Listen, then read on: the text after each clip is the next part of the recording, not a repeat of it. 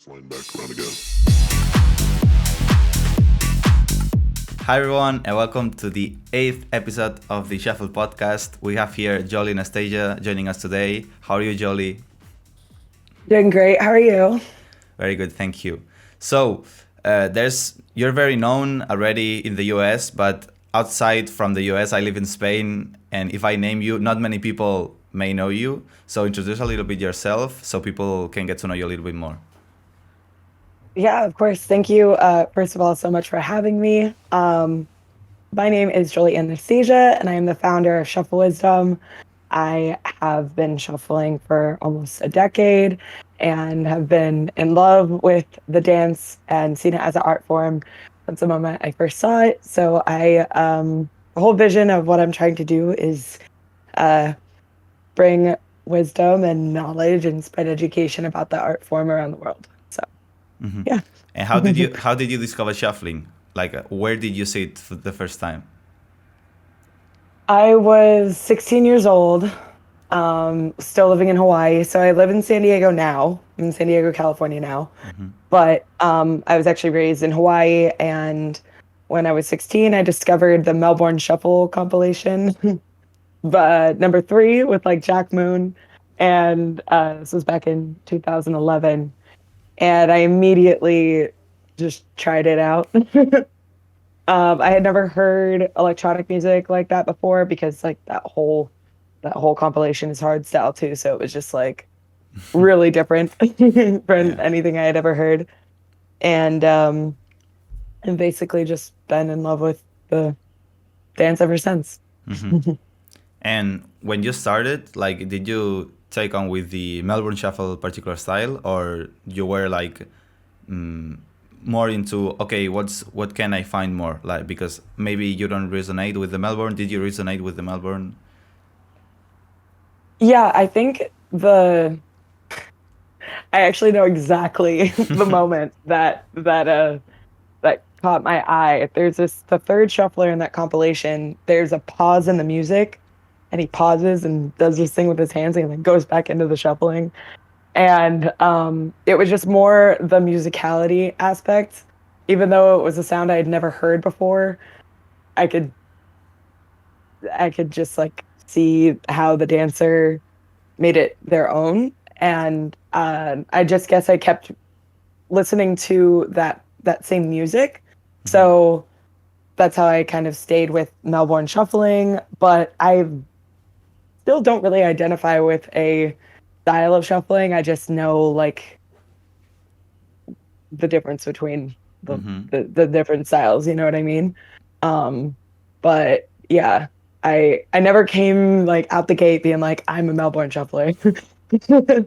But as I've started to develop more of a taste for the music, I like faster BPMs. I love trance. I love hardstyle. I love like techno. So those four on the floor beats definitely would put me, I guess, in that category. But I really just Well, it's love all just, styles and all music. yeah. I think like right now, how is shuffling nowadays? You can dance any style with any kind of music, so it's just you take the essence Yeah, of the style. Like, obviously you need to understand how is dance to the principal music style, so you get the vibe and how it needs to be performed, and then you can, when you understand it, I think it's very easy to just go to a lower or higher BPM, depending on the case, and just yeah. do it. So yeah, I think right now, like, it's really cool because you can use any shuffle style with any song you want. So I love seeing speedy shapes to psytrance. Like, what? Can we just have like more of that forever? Actually, I wasn't that wasn't that you, by we the did it. way? We did it on TV. Yes. Yeah, that's amazing. More of Yeah. that. I saw Just you. more trance in general I saw in the your. world I saw your comment, forever. and you were like, "Sidetrans on TV. What the fuck is that?" Yes, Yeah. To so me, here for that. no. Like, to me, it's really cool because it was like people is happy to see Sidetrans on TV, and we were like, we need to put a Psytrance song in the mix. Like, we need to do that Yes. because we love Psytrance, and uh, it's like, so people see this hard part of shuffling, and like you could do it, I don't know, with any steps. So it's just like we went from, in this show in particular, we went from having like more classical housey music that people know, and then going to stronger ones like more electronic or with more bass, and then ending with the psytrance. To us was like, okay, first we get you with the songs that you know, then we put you here with this remix that you also know, but it's hard, and then we go to the psytrance, and it was like a cool Yeah, ending. Like take you on a journey. yeah, and people That's awesome. was loving the music. So I think it's, if you put well together, like you can get people like the shuffling music. It's just you need to put like put in a good context, and to me that's it. Like you don't need to just focus on, okay, just commercial songs. Yeah, commercial songs will help, but you can also do a mix of both, so people get to Yeah. see like what the shuffle music in general can be too. Okay, so Yeah, I mean, I feel like there's a lot of just in general, like I think it was 2 or 3 years ago I started following this playlist on Spotify. It's called like EDM covers. And it would mhm. just take top 40 music and have like a deep house and or, you know, big room vibe to it. And it was always like my fallback playlist whenever like I was playing too much like trance or techno at work, but people still wanted electronic music. I'd be like, okay, here. And it would make people happy though. So it's just like, yeah, it's just a matter of blending what is known with what's unknown, and then you can introduce someone to something completely new, you know, Yeah, because just like kind of slat it in there. yeah, they're already like in the mood of this kind of music, and then you put another song and they're like, oh, we like that. And I remember like in Spain, people wasn't that much into psytrance until Vinny Vici, right?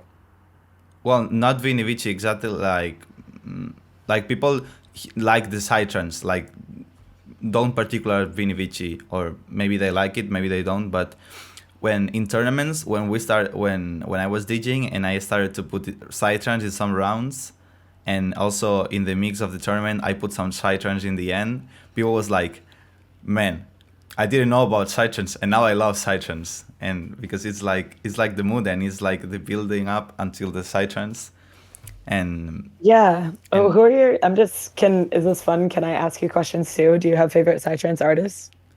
um, I I found in these last years, I like an artist from Australia which is called Core G, that makes some bounce, Melbourne bounce to Oh, Baz. psytrance. Okay, yeah, yeah. I know. Actually, I know who that is.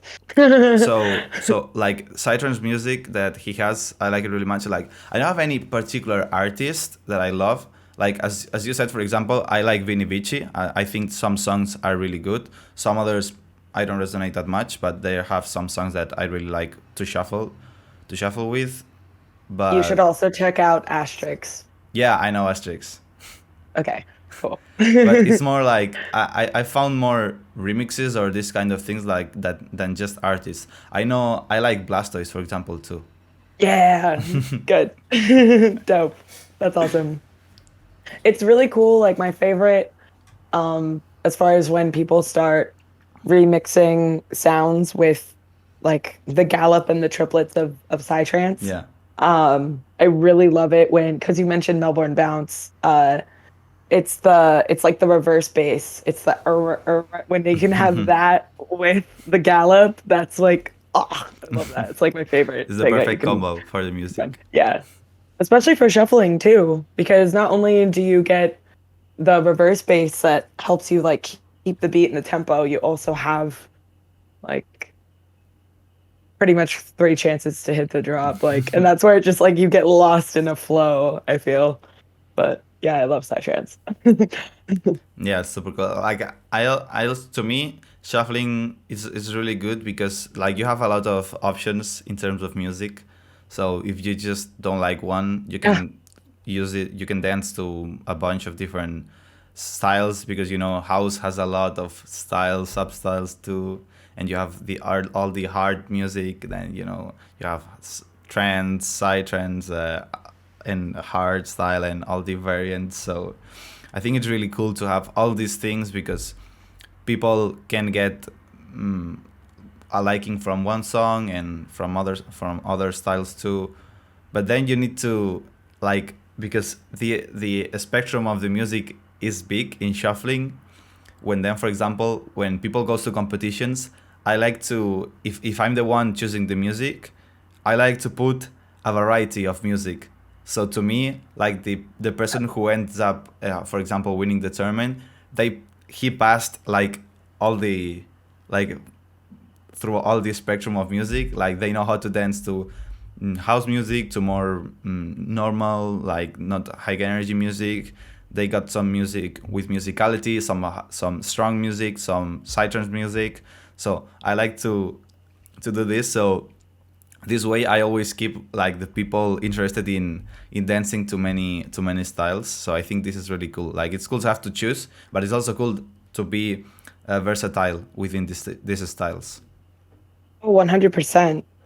I think it's actually really it's really inspiring to see different styles of footwork to different genres of music. But it's also something that I feel where like as a teacher and teaching this dance so often to my students, it's funny because what I've started to do is just kind of like when they come to me with a video and they're like, "Oh, this was really cool, or this movement is great," but they just don't know like what style of shuffling it is. My first question back to them is like, "Oh, well, what kind of music is that?" And like 9 times out of 10, you're gonna see four on the floor with Melbourne, and then like 9 times out of 10, you're gonna see boots and cats, house music, tech house music, with shapes or a blend of the two. Like, and I just kind of like always wanted to try to direct people back to the music in a way so that they can not get it twisted that you have to have a certain style to the music, but there's usually like the style came from that music. That doesn't mean that you can't adapt it to another style. You know what I mean? Yeah. The, yeah. But I couldn't only imagine if I was competing and you just mix in a completely other genre, be like scratch, scratch. All right, now get down with this. It'd probably be pretty interesting. Yeah, it's really important to understand the vibe of the song, and then you can follow with any steps you want. But it's really important to understand this vibe in order to start dancing with some sense with to the music. Okay, Yeah, let's I jump to agree. the next topic, which is shuffle wisdom. Yeah. Okay, What's that? so shuffle wisdom. What is shuffle wisdom for the people who don't know? How is the project starting? Where's the name coming from? So how do you get started with this project? Okay. So, Shuffle Wisdom, uh, the very, very beginning, I had this magical venue in downtown LA in the Arts District called Wisdom LA. Um, they hit me up, and throughout the pandemic, they were doing their best to try to, stay open with, because they're basically a museum. Like, Wisdom LA is like a museum with a bunch of psychedelic art by one of my favorite artists ever. His name is Android Jones. Actually, that painting right there is Android Jones. And so I had gone there as an attendee just first when it was a museum. I had met the events coordinator, yada yada yada. COVID happened. They hit me up and like, hey, do you want to live stream a shuffle class here? And I was like, and I was aware of like kind of the struggles that they were going through.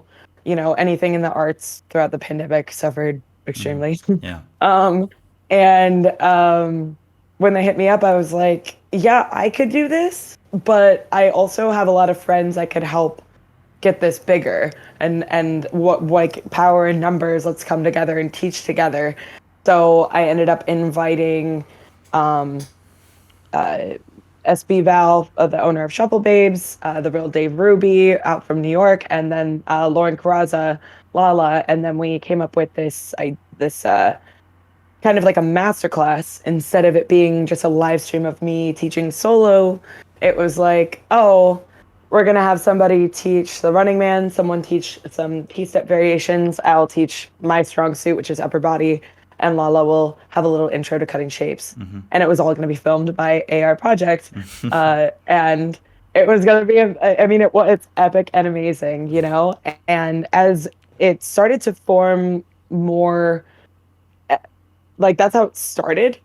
And then it was like, oh wait, why don't we just invite as many shufflers as we possibly can and then record everybody freestyling and have it be a two-part thing. And actually the name Shuffle Wisdom itself came from Marco.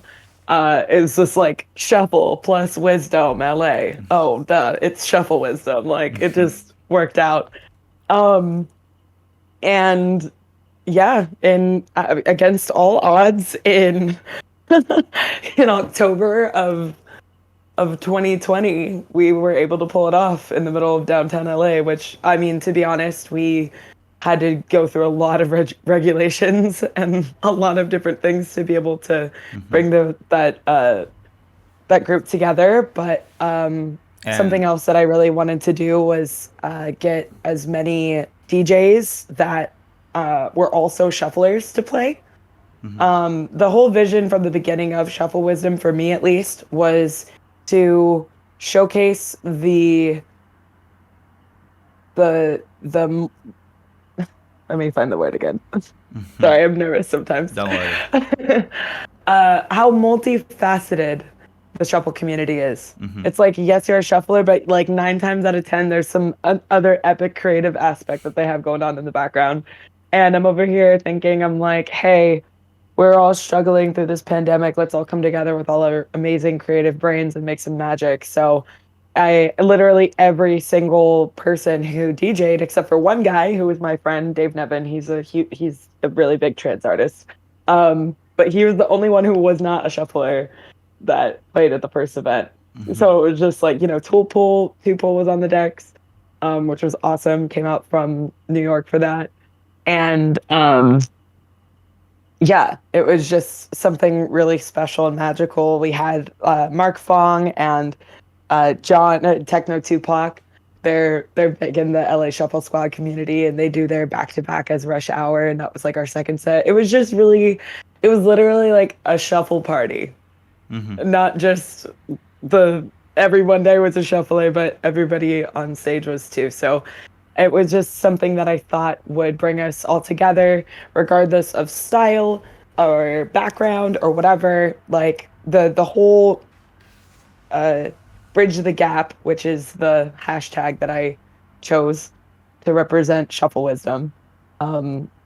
Bridging the gap was really, in my eyes, happening as creating a platform and a stage where people who are putting in effort, dedication, time, and love into this dance, regardless of their amount of time in the scene, regardless of their style, whatever it is, here's a stage for all of us to be equal and just show up for the dance. And that's what Shuffle Wisdom will continue to be. So yeah, that's how it started.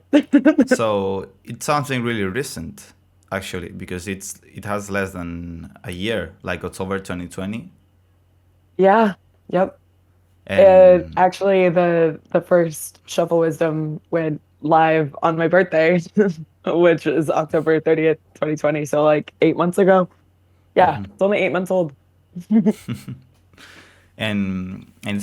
been already a journey, because I saw you did a lot more of these events of putting together a dance floor with some DJ. You also then partnered with Anjuna Beats, that we're going to talk about this later.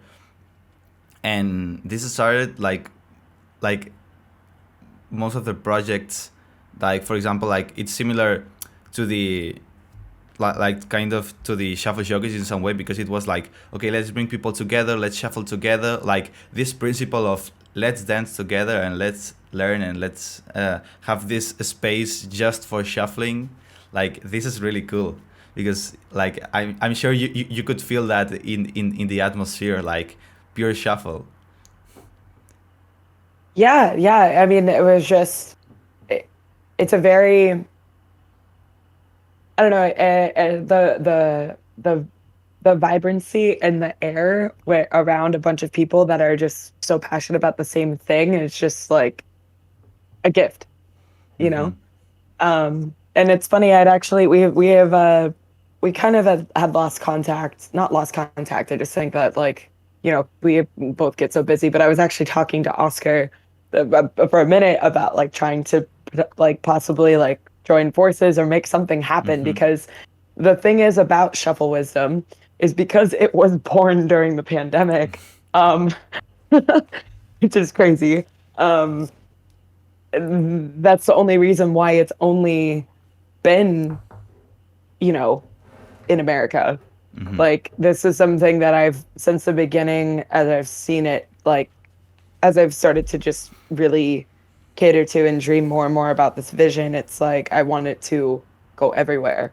And it's not something that can only really like happen in LA or even in the west part of um Yeah. America. You know Co- what I mean? Like COVID times.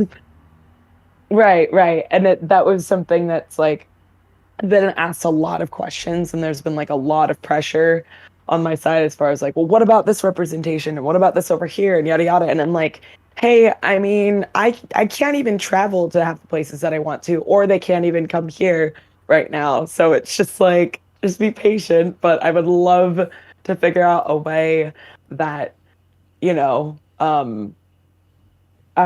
we're already talking to some people to bring a Shuffle Wisdom show, or like it's funny because it's Shuffle Showcase, and then we call the Shuffle Wisdom Virtual Showcase, but really it's a showcase. Like it's so close, It's a but shuffle it's showcase. different. It is, yes, it actually, Yeah, yes, absolutely, it is. so so actually in shuffle showcase the name comes from this because in Spain showcase like in English you have the showcase for the two terms of showcase, that showing something, and a showcase about being the showcase of a store, something like this. And in Spanish, like we have different words for that, and it was like shuffle showcase was to be like this place of the store, like where shuffle is showcased. And okay, so you were putting like Oh, the shuffle to the people. So okay. shuffle showcase is like the showcase of the shuffle. So if you go there and watch, you'll see the shuffle. So the idea was something like this, if I'm not wrong. So yeah, about the So, but then correct me also if I'm wrong. Shuffle Showcase to you is like a battle and a competition, correct? Not no, freestyling.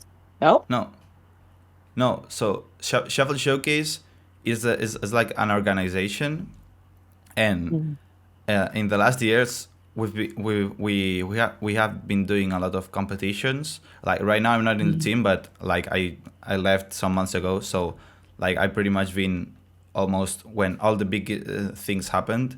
So uh, like Shuffle Showcase had an open studio every Saturday since 2014 15. So we've been like Wow. having a lot of people going in and out, learning shuffle for free, having sessions for free every Saturday. Like That's it awesome. was like a dance studio with big speakers, like all the evening just shuffling. And we had like this for every Saturday since until COVID happened. We had this every Saturday, and And then that's what that was called Shuffle Showcase. that was the Shuffle Showcase studio, because it was a space. Well, you want to know what? I love this and I love knowing this because the real spirit of Shuffle Wisdom is really just the most highly produced shuffle meetup ever. It's like it's literally nothing more than 50, I mean, it is more because it hasn't been done on the scale of what I've somehow been able to make happen. But like inviting 50 passionate, beautiful people to one floor and just all dancing together, freestyling. Yeah, there's some little spurts of different things, but it's like the what I'm trying to convey to the viewer that maybe doesn't know what shuffling is is the fact that it's all organic, free flowing magic because that's all that happens the whole time. So it's literally like the magic of a shuffle meetup because that's that's honestly where, in my opinion, if you were to, I know that there's a lot of crossing roads when it comes to the rave community and the shuffle community, right? But in my opinion, I feel like flow arts in general, when you really just strip away the production value and you strip away the big stages and you would just have like a pure underground, guess who makes the rave? It's the flow artists, right? That's who are creating the vibe and all dancing together, and that's pretty much what I'm trying to do my best to convey also to the viewer when they watch people shuffling. It's just everybody in a sense of flow and synchronicity, all dancing together. Yeah, and And I think yeah, is also good. Like we need to acknowledge the shuffle origins and know that the rave scene is really important, and we need to understand the rave scene to understand the shuffling. Like when you understand it, you end up dancing better because you understand the yeah, essence of the dance and how the people yeah, was feeling for this. But yep. I'm also a pro of getting more shuffle things and events out of the raves because shuffle right now is not mostly on the raves, you know? Like you can see it on the raves, but you can see shuffle events, shuffle meetups, and all these things happen outside the raves. Okay, okay, okay. I see what you're saying. I okay. That's so what we're both kind of saying the same thing, but what I'm trying to say is that happening outside of the rave is the spirit that the mainstream rave now, the mainstream festivals, and all of these, you know, working with corporate conglomerates and Live Nation and Ticketmaster and all of these things that just like, you know what I mean? Like that's not the spirit of raving. No, it's But not. the shuffle meetups have it. Yes. And So that's what I'm about. yeah, so yeah, we're saying exactly the same. So Yeah. you know, take the shuffling, which it inherent to the shuffle. You have the this spirit and this way of dancing, and you just bring it to festivals or meetups and tournaments and workshops and everywhere. Yeah. So And it's a beautiful thing because I mean the thing is it's also kind of hard at the same time because it depends. Sometimes like I feel like this new generation of shufflers are so like way more driven in yeah, in a weird way. I think it's because it's more known. So they're willing to be more organized and show up. As far as what I've known as most ravers, at least in America, it's like herding cattle. So it's just kind of like, hey, this is happening over here. Yeah, last minute we're gonna commit to this. And yes, will some magic happen? But for the people organizing it, it's usually pretty damn stressful. yeah, it's a headache. Hey, Joe. Yeah. Can you imagine doing it like through a pandemic and being like, "Hey, I know how, you said that you were coming, but did you submit your COVID test yet?" Like, and asking 8 times and then them still showing up and me being like, "Hey, like I can't have you come unless you have it." So, "Oh yeah, here I have them right here." I'm like, you could have just told me, but it's okay. I'm glad you're here. Hugs. But yeah, I don't know. It's kind of a blessing in disguise to have organized something as, you know, crazy as organizing 50 people from across the country 3 times in 6 months throughout a pandemic. Now I feel like I can pretty much do it anywhere. At least I hope. Yeah. I'm sure you will. I So mean, I don't know. I didn't have any event coordination or any type of experience yeah, previous to this. It was just all of the love this, of the dance. Like yeah, that's it. these things happen. When we started organizing tournaments and go on tour, doing workshops and more events and meetups, like we had no experience doing that, but doing it, Did you have any management? yeah, but no, no, no, like It anything, was all you guys? all of Oh, just hell yeah. us. It That's was awesome. just us.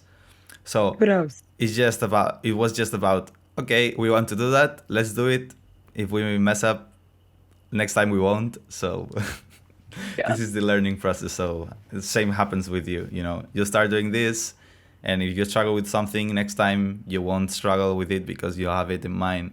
And this is how we learn. So it just takes action. And like Yeah. we can't expect to have the biggest show or the biggest event like in the first time. Like, of course it would be cool, but like, it's a process. Like, and we need to know that and just be patient and willing to do the work. Yeah. Yeah, I hear that. I feel like I'm the yes, I agree with that completely. It's just something that I've had to repeat to pretty much everybody I've entered this realm of this vision with. This is like I'm like, hey, I can't guarantee you this right off the bat, but if we just stick with the same mantra and build a community, then it's all gonna be good. Just gotta be patient. Yeah. Patience is So, definitely a virtue. these projects that need time and need a lot of work and need a lot of trial and error, like, you really need to be passionate about. If not, it's just a Yeah. nightmare because everything goes slow, you don't see results, and it's Yeah, like yeah. yeah, like, you really need to love that and be willing to. Yeah, I know at the beginning it's going to be hard, but anyways, I'm going to do the work. So it's just I it. feel like that's kind of the sense of competition that kind of happens between, I'm not trying to say that fast-paced, you know, forms of content and social media like TikTok is not its own art form. But when you're doing something like on a different scale than that, kind of like what the Shuffle Wisdom movies are, it's like, yeah, there's a quick turnaround and the quick gratification of a lot of views of, quick bite-sized content, but then at the same time it's like you can't compare that to what we're doing. And every time that I've kind of had somebody that I've uh, partnered with so far, it's sort of like, oh, well, why is this and yours isn't? I'm like, it's not that it's not. It's just time. It's just different, Yeah. you know. And it's just I wouldn't ever going forward. Um, yeah, that's not that kind of vision isn't ever going to get lost again. So yeah, it's all Yeah. good. But sometimes people are in it for the short game, and that's just not what Shuffle Wisdom is. Oh, Yeah, I always yeah. feel that too, like, to build project that really helps the community. And it's just, it's good to attract people, but if you attract people and you don't have anything to bring them that is, legit, or something close to professional about what shuffling really is, to me, it's like, as you said, it's like a short term game.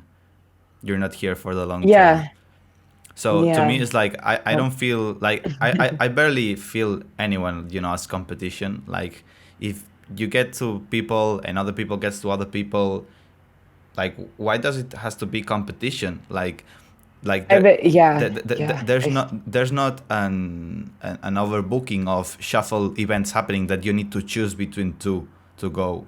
So it's like, maybe one month is the Shuffle Wisdom event, maybe the next month is, I don't know, the Shuffle Showcase event, and maybe the next month is going to be another event. And like, it's all good because, like, in this point, It's there's, all good because it's all for the dance and it's all yeah, for the community. And if anything is good for the dance and the community, it's good for me.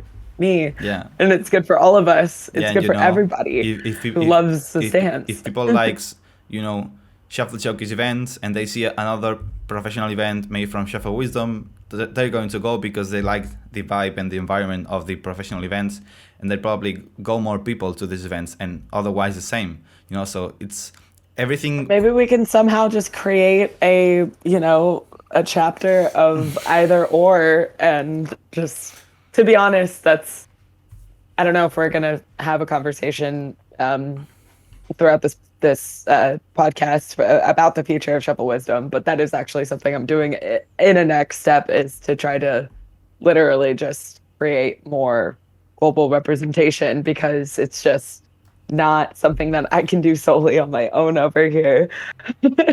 And I know that there's more of that happening around the world. It's just a matter of, like, I know that everybody is pushing their own thing, and everybody has their own brand and their own mantra and their own thing that they want to do. And I love that. And I love that people are so passionate about it. But that never means that there is somebody out there, like, intentionally taking away from you, from what you're doing. Like, does that make sense? I feel like, especially because shuffling is so new Yeah. it's just like, I don't know. I just still think there's so much purity within the community and the dance itself, why not? Why wouldn't we all just work together? You know? Yeah, But right now yeah. there's like not many people is doing that, but right now some people is starting to arise. People like Shuflis did, like you're doing, like I'm doing. There's more people creating, starting to, in Europe. There's more people with projects. There's the guys in the UK with the UK Shuffle Dance. There's in Italy the guys with the Shuffle Channel. They're in Russia, the Shuffle Russian on tour.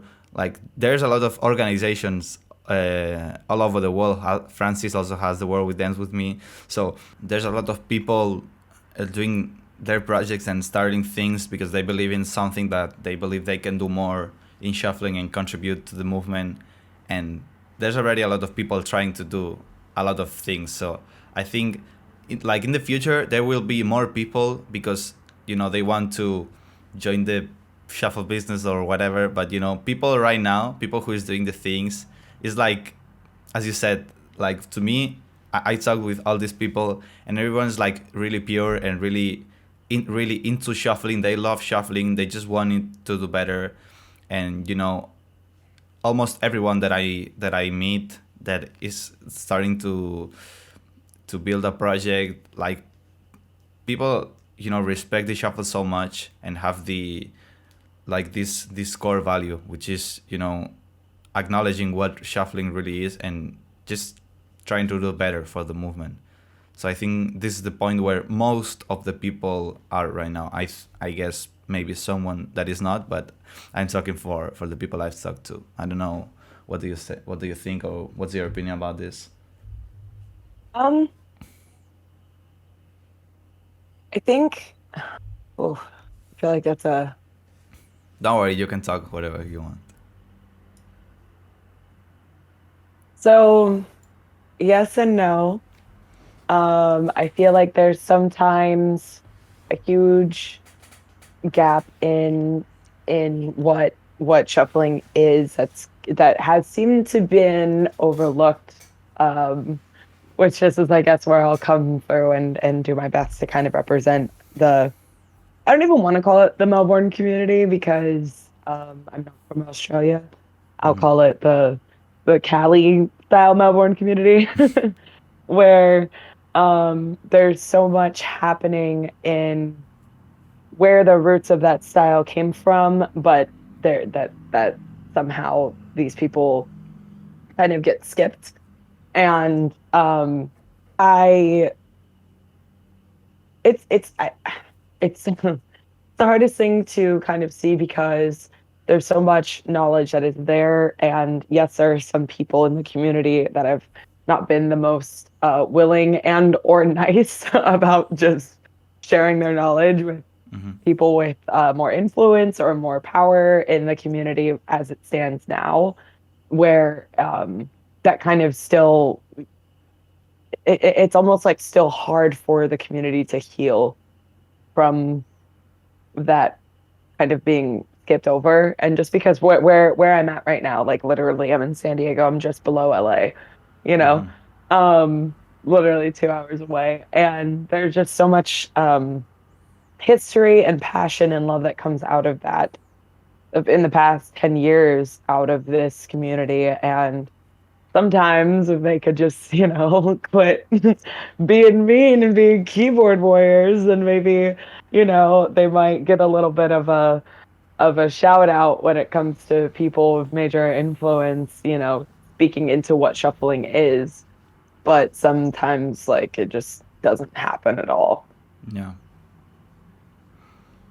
And it's just the way it is. It's I Yeah. would love I would love I my that was actually one of my biggest hopes and dreams of the first Shuffle Wisdom was to literally put um one of my favorite Melbourne shufflers, someone who's inspired me since the day he walked by me at like as I was scooting and booting doing my thing at the back of a nightclub, told me to keep doing what I was doing back in 2016 with, a major influencer who empowered me to, like invited me to collaborate and want to be a better dancer and do all these things. Like that's what I was hoping at Shuffle was would happen, would just be like put these two together. Let's just like see what they could dance on stage. Like that was like the vision in my mind is because is I there's somehow with the with the wave of influence and the entire influence of shuffling, um, the respect seems to gravitate towards the numbers more than it does the years and experience. And that's not just happening in the shuffle world, it's happening dramatically in the dance world too. Like Yes. it's heartbreaking to be honest. One of my favorite places to go dance, and actually the first place to give me an opportunity to teach shuffling, was Culture Shock Dance Center. But now they've had to like change and rephrase their entire business structure. Which I mean, if you've heard of Culture Shock, they're like pretty big in LA too. They have another chapter in LA. But down here in San Diego, this is a dance studio of 20 years of experience with like just amazingly famous and awesome professional dancers and teachers that they had to all, quit doing what they were doing and not have a place to keep thriving throughout this pandemic too. But then it's like, oh, if you cater to the gram and what the reels want to see and this like short form tangible content, you can almost instantly gain that kind of respect from the masses. And it's just the matter of fact in the way that, social media is and how our world is now. But when you actually dive deep into a community, that I can still see that there's a lot of hurt from the people that feel like they've loved this for a long time too and would love to have the opportunity to speak about what they believe shuffling is and how much it's changed their lives and done things for them as well, especially from the Cali, LA crowd. So, yeah. I just think that the people who spread the shuffle with a wrong message, let's say it this way, like maybe there's not acknowledging something about what the shuffle history had or things like this. I just think they just lack of information and they are not really interested into learning it. So to me, it's I don't know, like when you start doing professional things, that is the ones that the people is looking forward to, like the community is looking forward to the professional events, to having these high production meetups, these big workshops, these big tournaments, these big events, whatever you want to do. Like people is looking forward to that. Like people want this happening to the shuffling. And when organizers start doing these things, the organizers are people who are really into the shuffle movement and they know who is and who is not like a good representation of the shuffle, not because how they dance, but Well, because how they talk and what they say about shuffling. So to right, me, right. So, it's really important to know the community and have in mind who can you work with and who can't you work with. well, this is the thing though, that's a very, very big difference that some people tend to overlook. There's a difference between being a part of the community and being an ex an expressible dancer, being a performer, and then there's being a teacher. And for me and my vision and shuffleism and what I am just speaking into the universe will happen and is actually a huge part of what why I've kind of started to scale a little bit back on the production side is because the the the real vision that I have with Shuffle Wisdom, even though people want these productions and like, yo, when Anjuna Beats comes knocking, I'm not gonna say no. Um, but the real drive and vision of what I'm trying to do is to streamline and standardize shuffle instruction.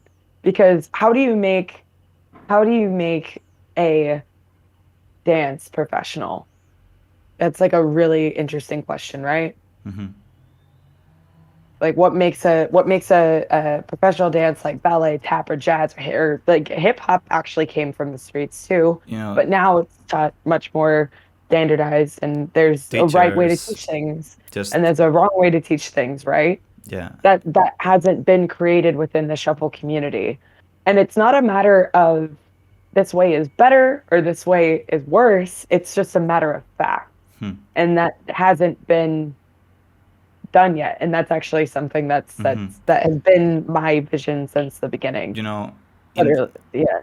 in Spain, there's these last years, shuffling had this approach of really focusing on what are we really teaching about shuffling, and how do we see shuffling in terms of can we understand more about, we know the Running Man, but do we really understand what's going on inside the Running Man, so we can start building a lot of things above the Running Man and start like this kind of thinking is what made Spain dancers start to think a lot and understand shuffle a lot, and therefore teaching more complex workshops about like going in deep in the style and understanding a lot of things. And also, when we started the competitions, people wanted to do good in the competitions and they were really into learning more, take workshops, take classes. And this is like we were really feeling that people in Spain was like starting to approach to what you see. Like I was seeing out the same in other styles. Obviously, shuffle in a smaller scale because we're not that much people yet. But I was seeing people willing to go to weekly classes when there's an event. People traveling to another part of Spain to attend the event, to attend the workshops, to go be in the meetup, and people from other styles is doing the same. So I was feeling like, okay, I think this is the way, because we were also inspired by other styles. Like what are they doing to get to this point? We had Right. really close contact with electro community in Spain, and there, the electro community is younger in culture, like is born after shuffling, but they are way more professional than us. But this is why Really?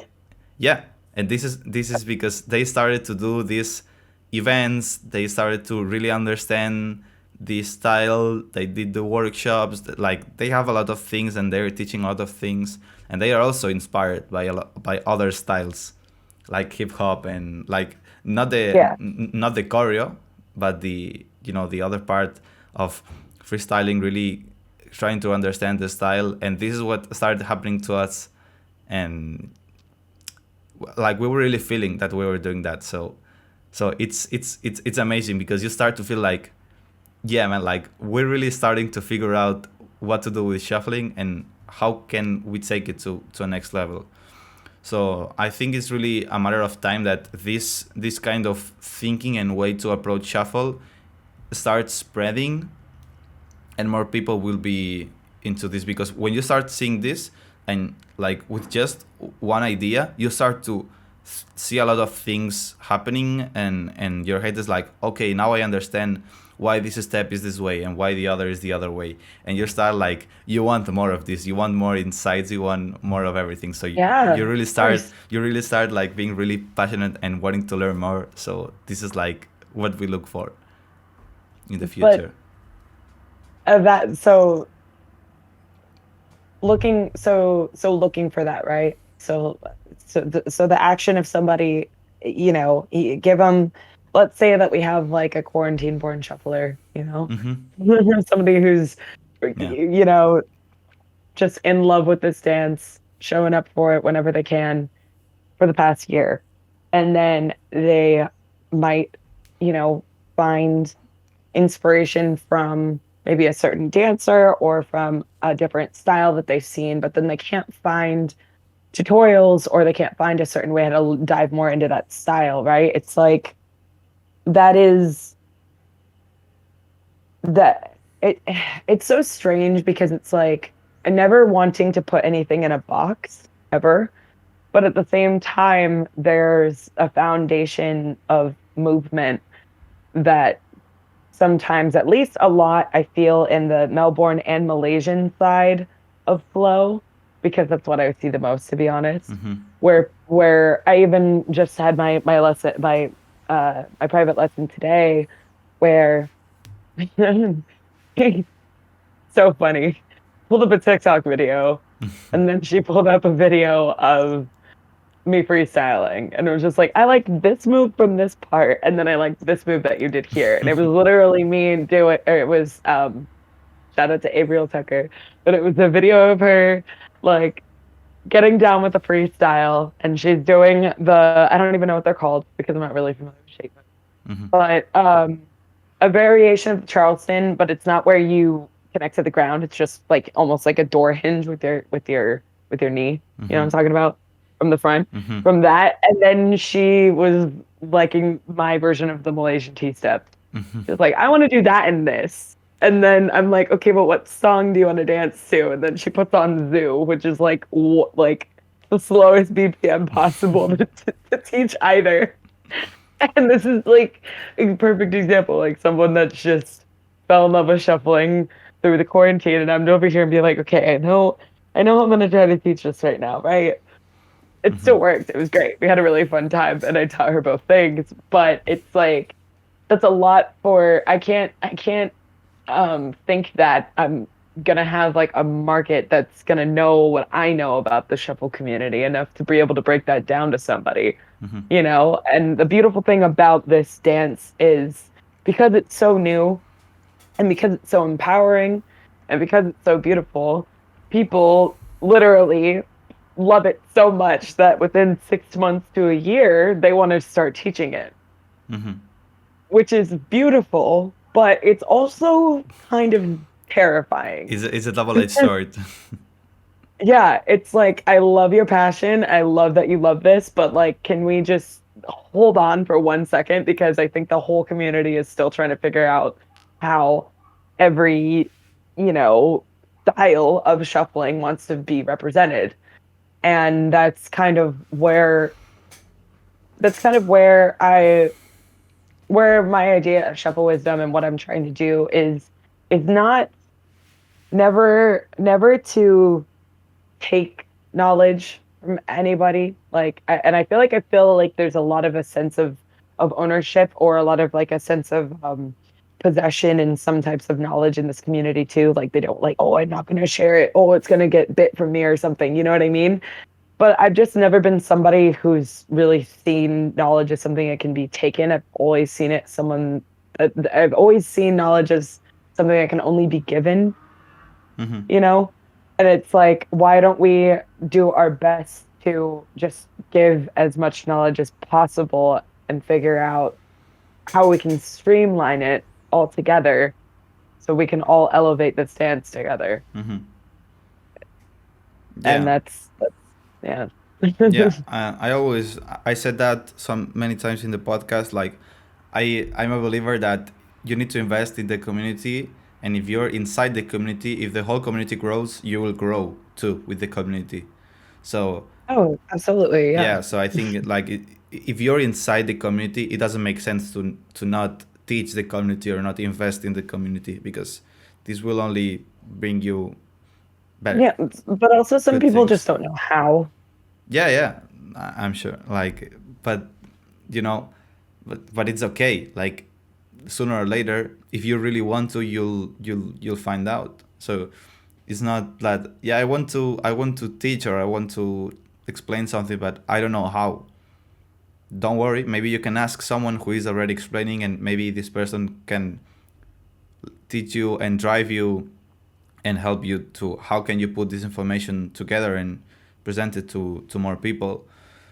So I think it's just a matter of Oh, what. but also at the same time, not every person in this community wants to be a teacher. You know what I mean? Like I want to empower as many people as I can to, if they want to teach, is to teach like the, not the right way. It's, I feel so bad whenever I say the right way or the wrong way because there's already been like too many like No, but that's okay. There's some ways that it's wrong to teach dancing, like, so. I mean, yeah, absolutely. I see it all the time and it's just like I am so it's a heart thinking but also just like weird feeling where it's like I, even if I were to reach out and try to correct them, is it going to come off as tone deaf and, mean, or even no matter how, diplomatic I try to explain it, or do I just leave them alone? Like it's Depending, something. I think depending on how you approach the people, they will be more receptive or not. Or if more people is telling them that they're wrong, and even if you come with good intentions, they're going to be in a defensive mood because everybody's coming to them and saying like that they're wrong, or you know. So I think it's just like you really need to understand how the steps work, and if you teach them just mechanically and just say go up and then down and open and close and just do this and do that, like, yeah, you eventually this person will learn the step, but like they, Maybe maybe just they have no insights of the step. So to me, this way of teaching is wrong, uh, because like people, yeah. like they are not understanding anything about this step.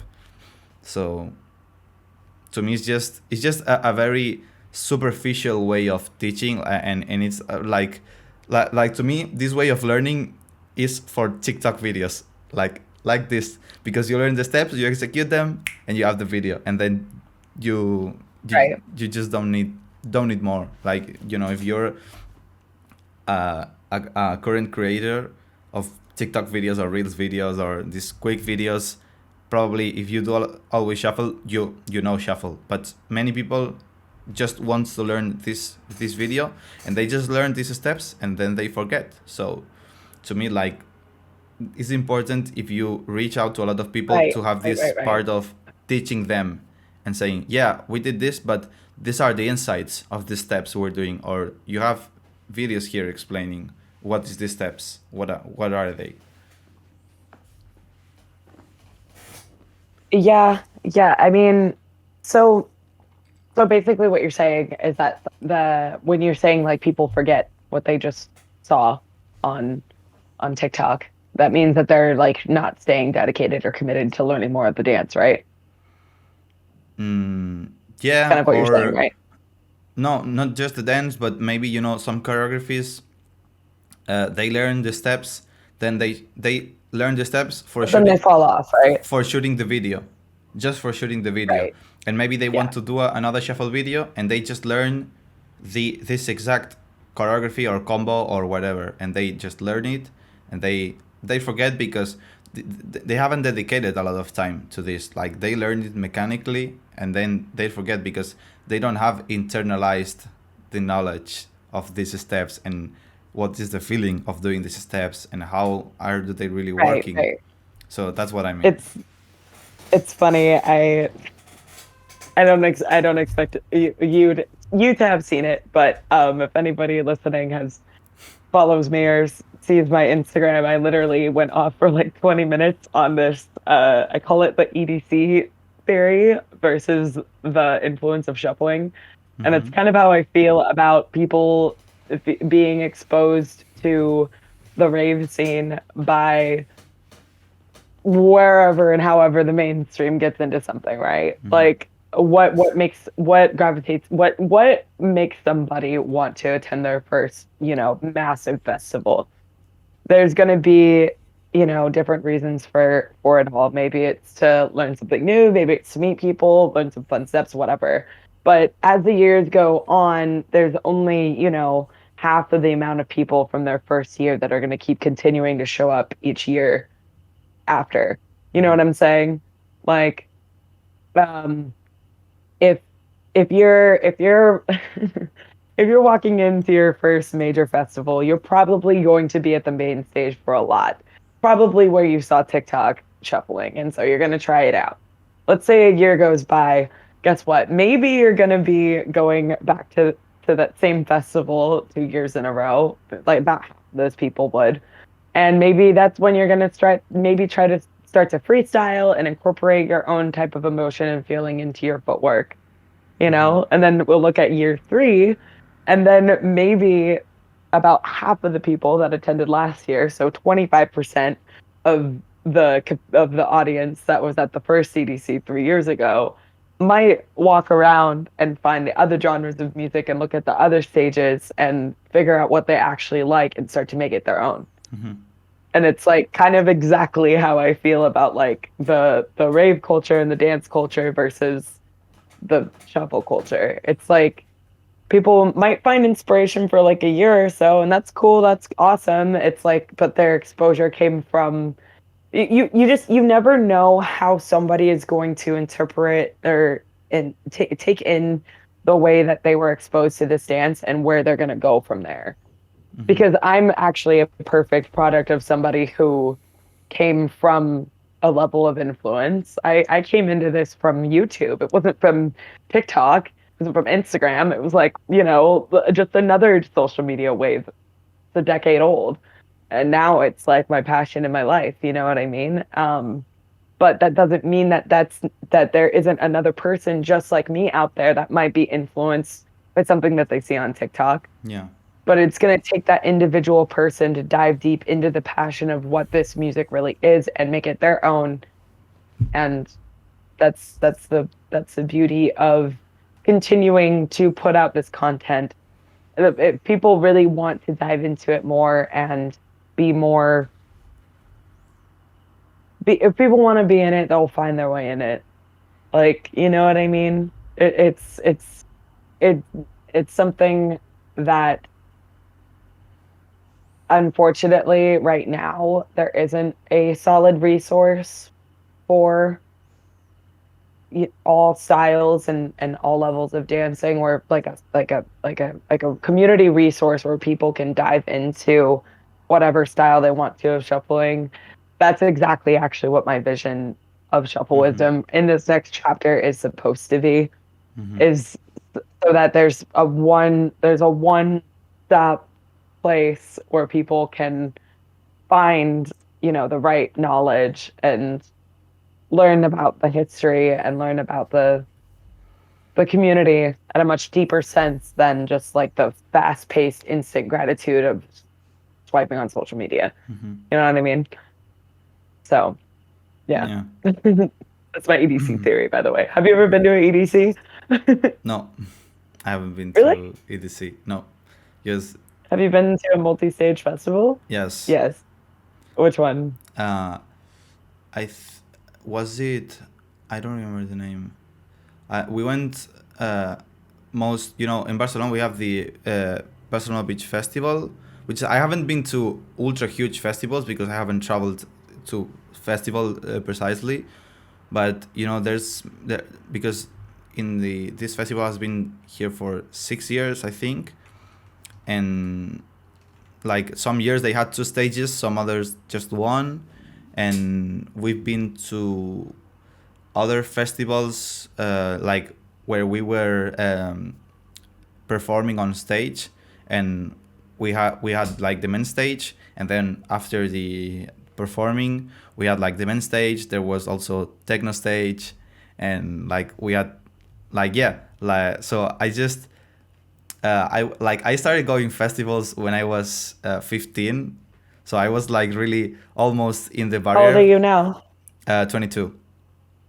Oh, awesome. So I was like, I think it was 16 the year to that you can go in festivals, but 16. you can drink alcohol or whatever. But Mm. like I don't do that anyways most of the times, because I just want to enjoy and dance and be be conscious about be conscious about Yeah. where am I. So Yeah. like so to me, like this was the same time that I started shuffling, more or less. So it's like I was discovering, the electronic music scene, like in the festivals, and I discovered shuffling, and it was like all together growing up, and Yeah. it's just, you know, instead of going to big festivals and doing big trips, I put my money on, let's go touring with shuffling, let's go organize some events and this kind of stuff. So in Spain specifically, there's not like a big festival culture. It's more about the last years that festivals are growing. But to be like pure electronic music, there's not that much. Like there's a lot of festival with Latin music or commercial music, blended with electronic. Yeah. But when I go festival, I like to be electronic And you're music. in Barcelona, right? Yes. Ah, I went to Barcelona in 2019 before I went to ADE, and Which month did you come here? October. October I was 2019. there October 8th to the 10th. Yeah, I Mm. was there for only 32 hours and I had an amazing time. I loved it, but I was backpacking my only Mm-hmm. time in Europe. I Just. went from Barcelona to Prague to Amsterdam Mm-hmm. to London.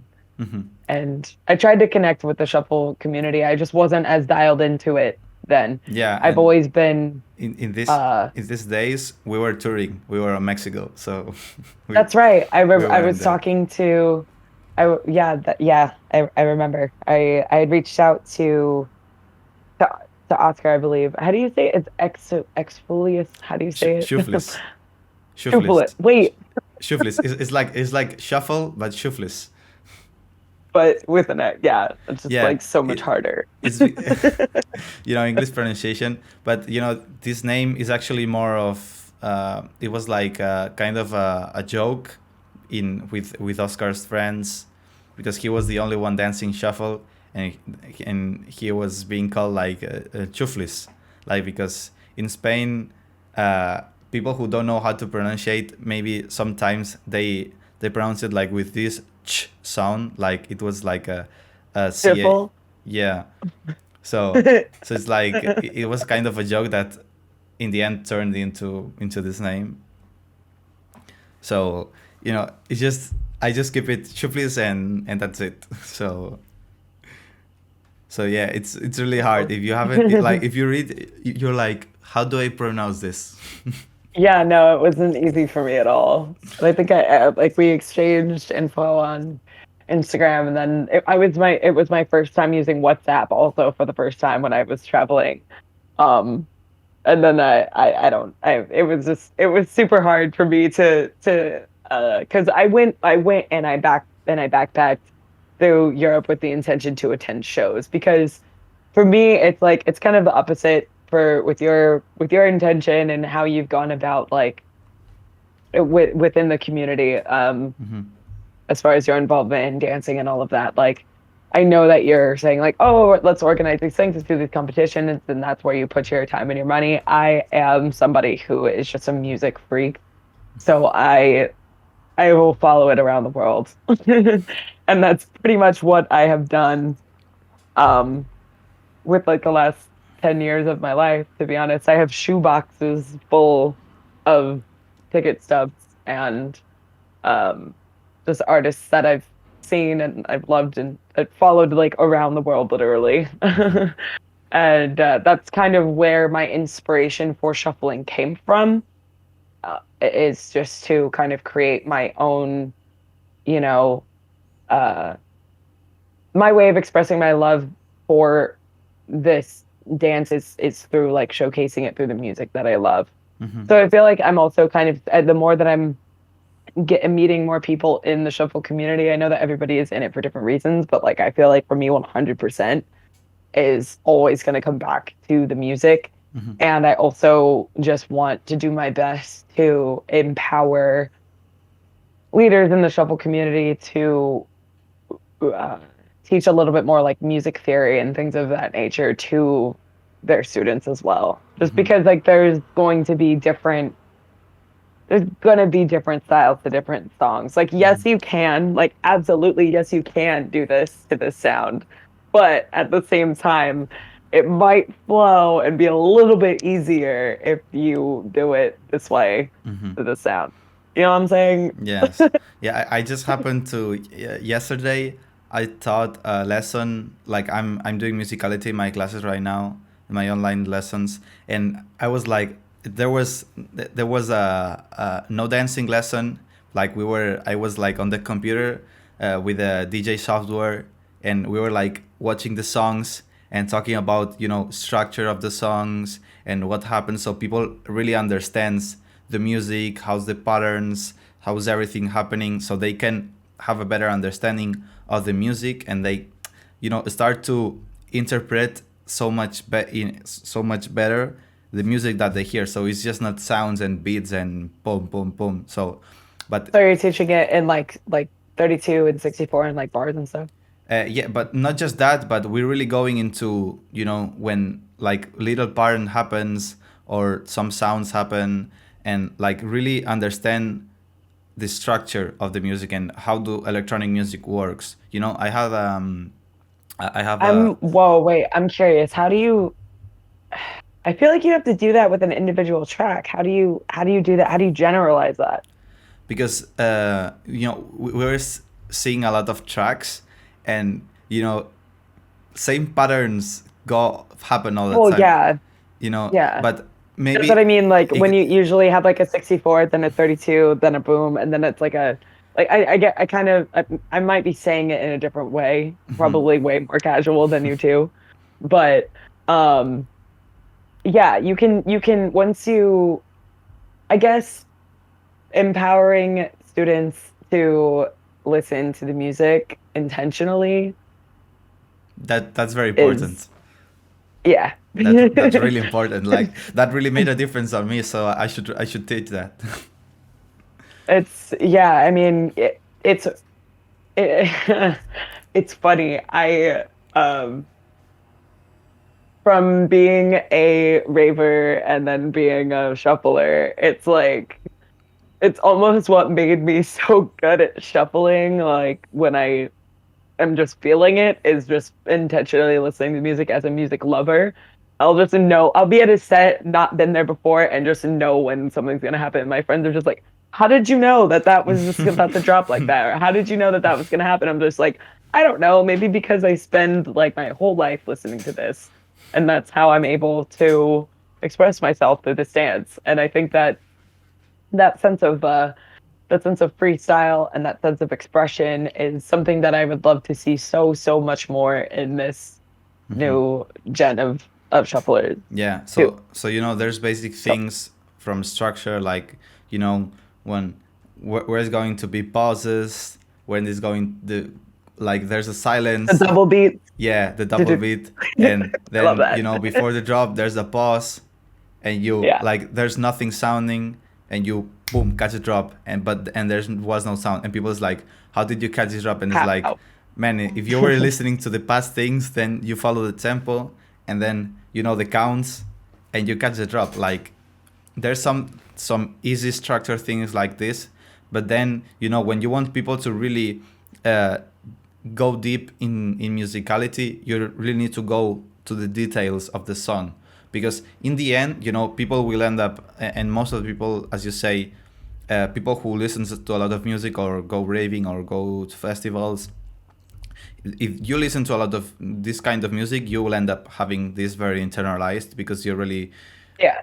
very not very used to listen to this music.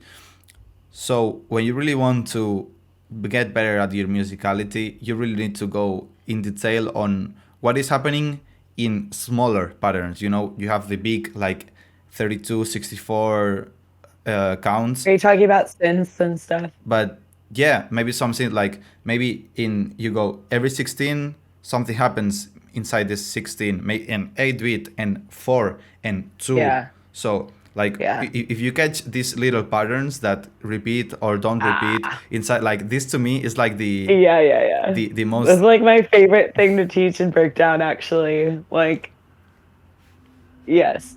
Sorry, I could talk about this. If we'll do another episode where we just talk about musicality, we can we Yeah, could probably you go know on forever. my class was meant to be 1 hour long yesterday and it ended up being 2.5, so Yeah, so these things yeah. No, they like it can get there. you start explaining, you never end, and it's like there's more things and there's more things. And some way I said, okay, this is the last thing I'm going to explain because if not, like we'll be here for years talking about Yeah. musicality. There's I just love, especially because I don't know how much in Spain, but right now in America, the hottest genre eh, is tech house. It is right now. And you have like the rolling bass line, the boom boom boom boom boom boom. You know what I mean? Like that a lot of people like don't pick that up. They just hear the like Puchicachi, they either hear the puchicachi. hi-hat or the boots and cats and yeah, but they don't get the roll, you know? Yeah, the bass line. And right, right. And like it's something that like I've just loved being able to literally sit next to a student and have them be like, okay, yeah, here's the song. I'd be like, okay, so then do you hear this? And then they're like, oh yeah. And then I'm like, okay, so didn't you just hear this part? And they're like, what? And it's like it's crazy. It's like I just I love that. That's like actually my favorite part of teaching is literally just listening to music with my students and trying to explain to them how when I freestyle I express that sound or what that makes me want to do. If it makes me want to slow it down or bring it back up or whatever I'm feeling, you know, and then just kind of giving them the keys to dressing up that sound and just being like, here you go, have fun with it. You know? I always feel that people listen to the things that you dance to. Like if you hit something that people don't Yeah. hear and you hit them, you hit that and people is like, where is this sound coming from? Like I've never heard that. And I listened to this Yes. song many times. And you're That's like, my favorite part. Oh my God. So I have a name. I have a name for that. I call those my earworms.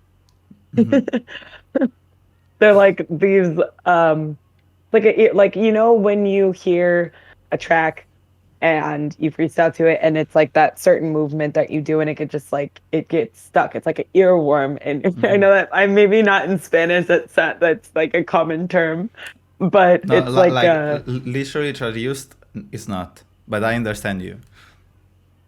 it's like a bug. Yeah, yeah.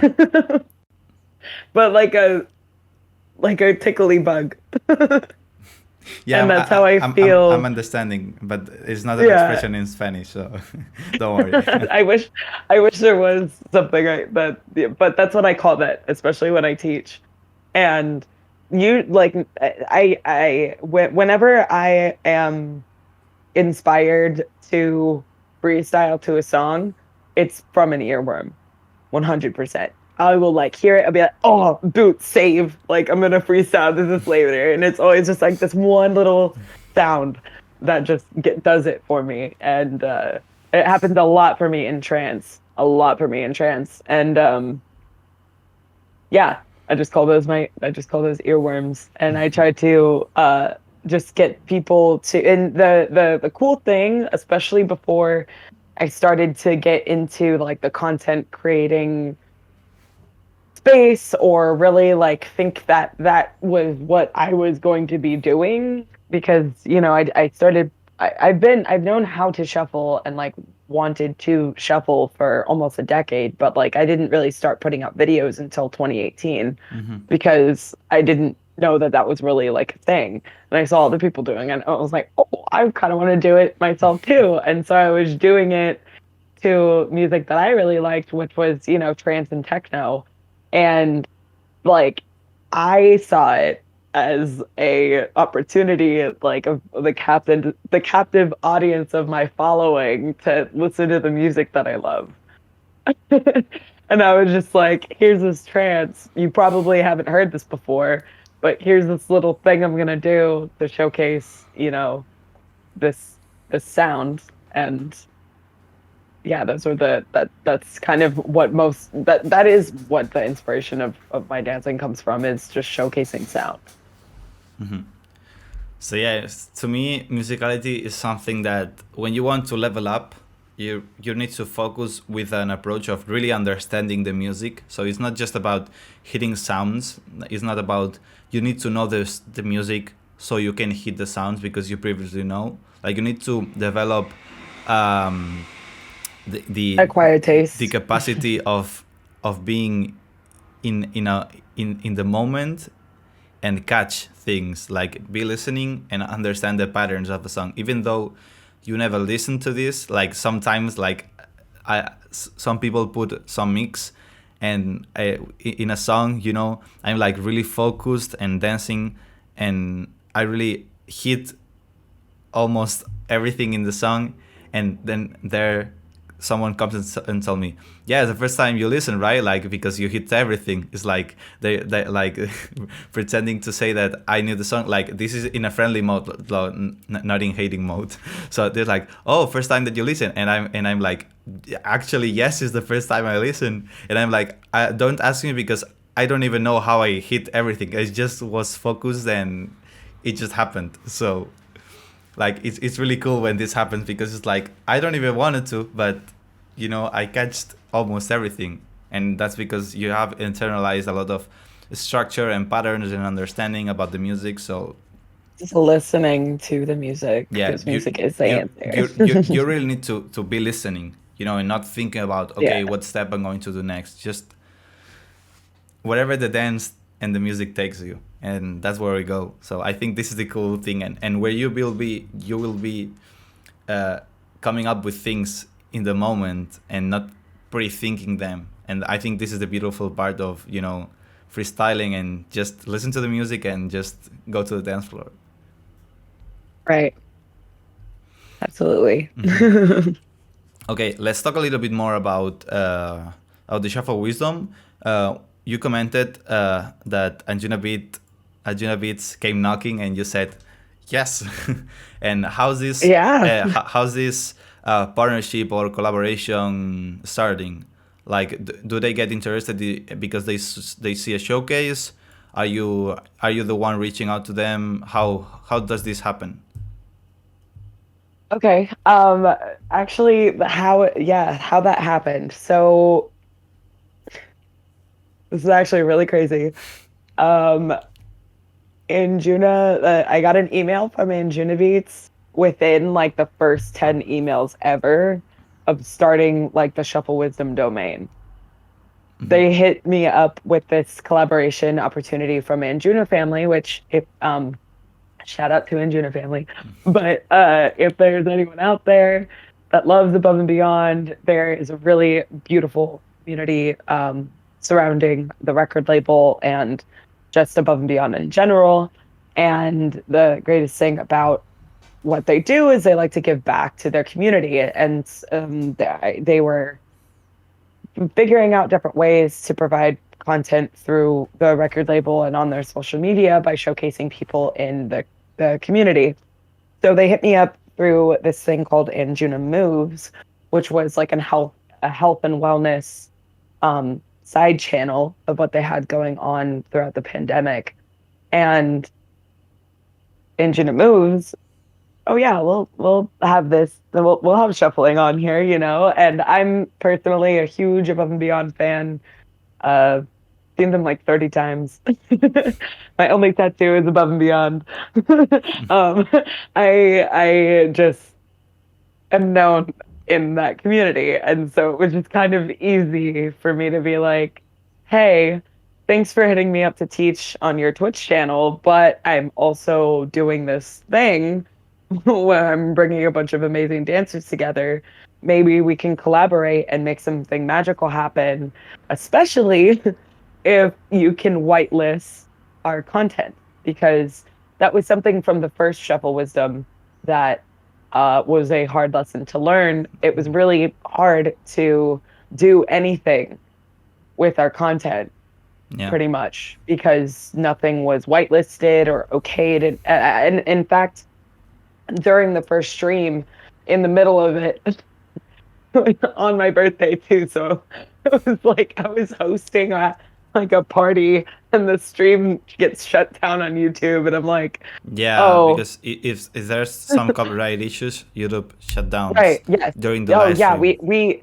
we had to. That's why the only from the first Shuffle Wisdom, there's only 3 hours of it on YouTube because we had to completely switch platforms. We had to go straight from YouTube to Twitch, Yeah. which was just interesting. Um, so it was like, okay, if we're gonna do anything like this again, we have to be on the forefront of it. And as I dive, as I, am still trying to plan out all of these like visions of streamlining master classes and trying to, bring more standardization to the shuffle community. I'm also trying to figure out the fucking music community. Sorry, excuse my French. But Don't worry.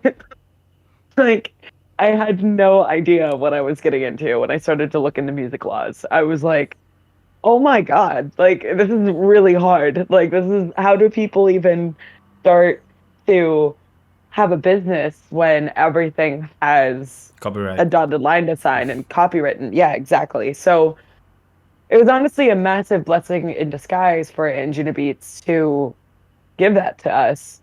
But at the same time, in the end, they also own all of The my content. content. Yes. Oh, and I going into it, I was just super, and I am still very grateful for the opportunity, but it's just to be a sustainable small business and not own any of your content Mm. is a very interesting place Yeah. to be. So, yeah, it's a very, I mean, I could never turn down the opportunity to represent the music that inspires you more than anything else. And especially because I know it's a sound that is so inspirational to so many other shufflers too. The amount of people that showed up for the last two Shuffle Wisdoms wasn't because of Shuffle Wisdom, it was because of Angina Beats, period. Like there's people flying in from across the country to be on that Twitch channel. And like, but the fact that that kind of opportunity was gifted to the shuffle community is something that is just irreplaceable and really was the drive to keep going and seeing this vision through. So Mm-hmm. yeah, a massive thank you for the opportunity too. And Juna, there is a very, very high potential of things happening in the future as well. It's just also trying to figure out where in the future we're going to be headed just because, live streams in general aren't the thing anymore because the world's opening back up, right? It's not like there's going to be hours of people sitting at home that are going to watch a 4 hour shuffle movie, right? So we got to change some things, although that will go down in shuffle history forever, like 100%.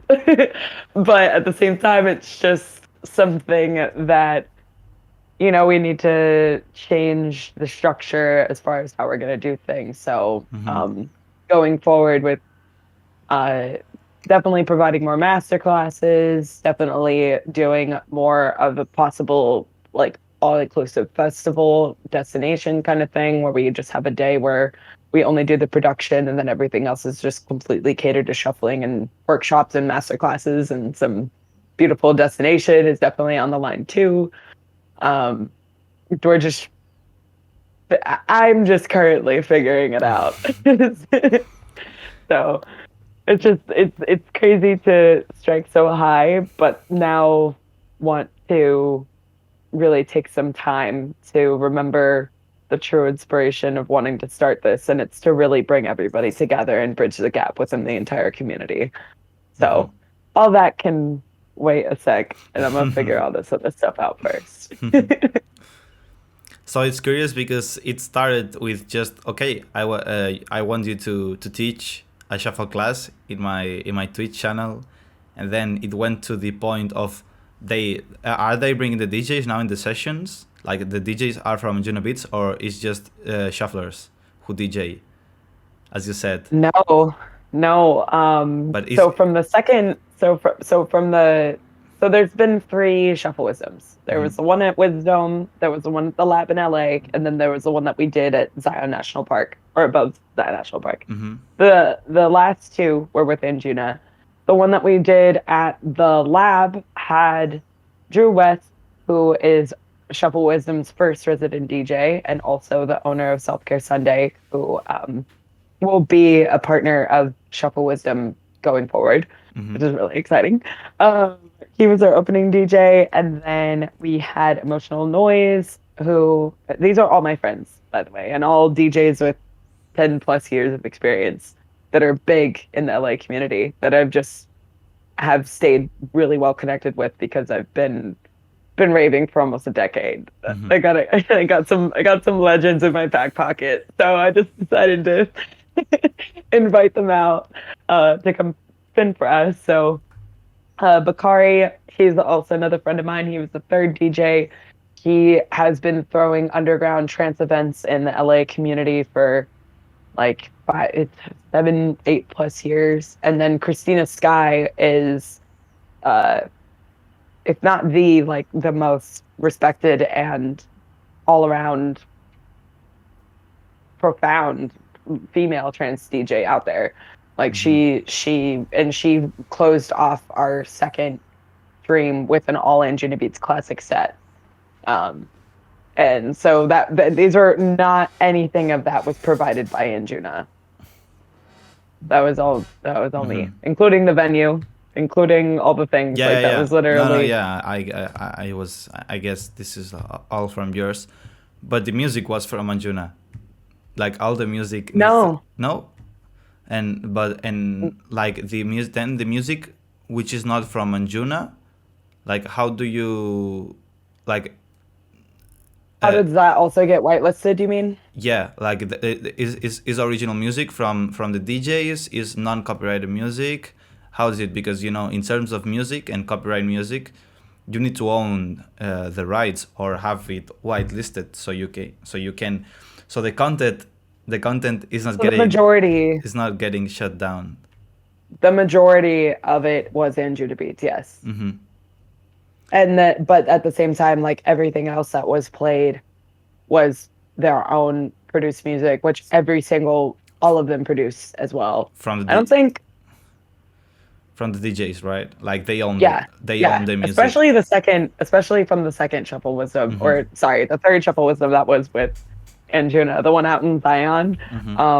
Everybody came playing their own music too, but like the majority of it was Anjuna, because we had J-Tech, who actually is an amazing artist. He was there from the very, very beginning of Anjuna Deep. He's been a producer since he was 16 years old, and I think he's like pushing 40-ish. I don't know. He's been around for a hot minute. He's a legend. And he was literally our headliner, which is just crazy to me, because the first time I saw him, I was like 18, and this is wild. He played a lot of new tracks, and he also played the pre-party for us too, that we basically put together to fundraise, putting together the production.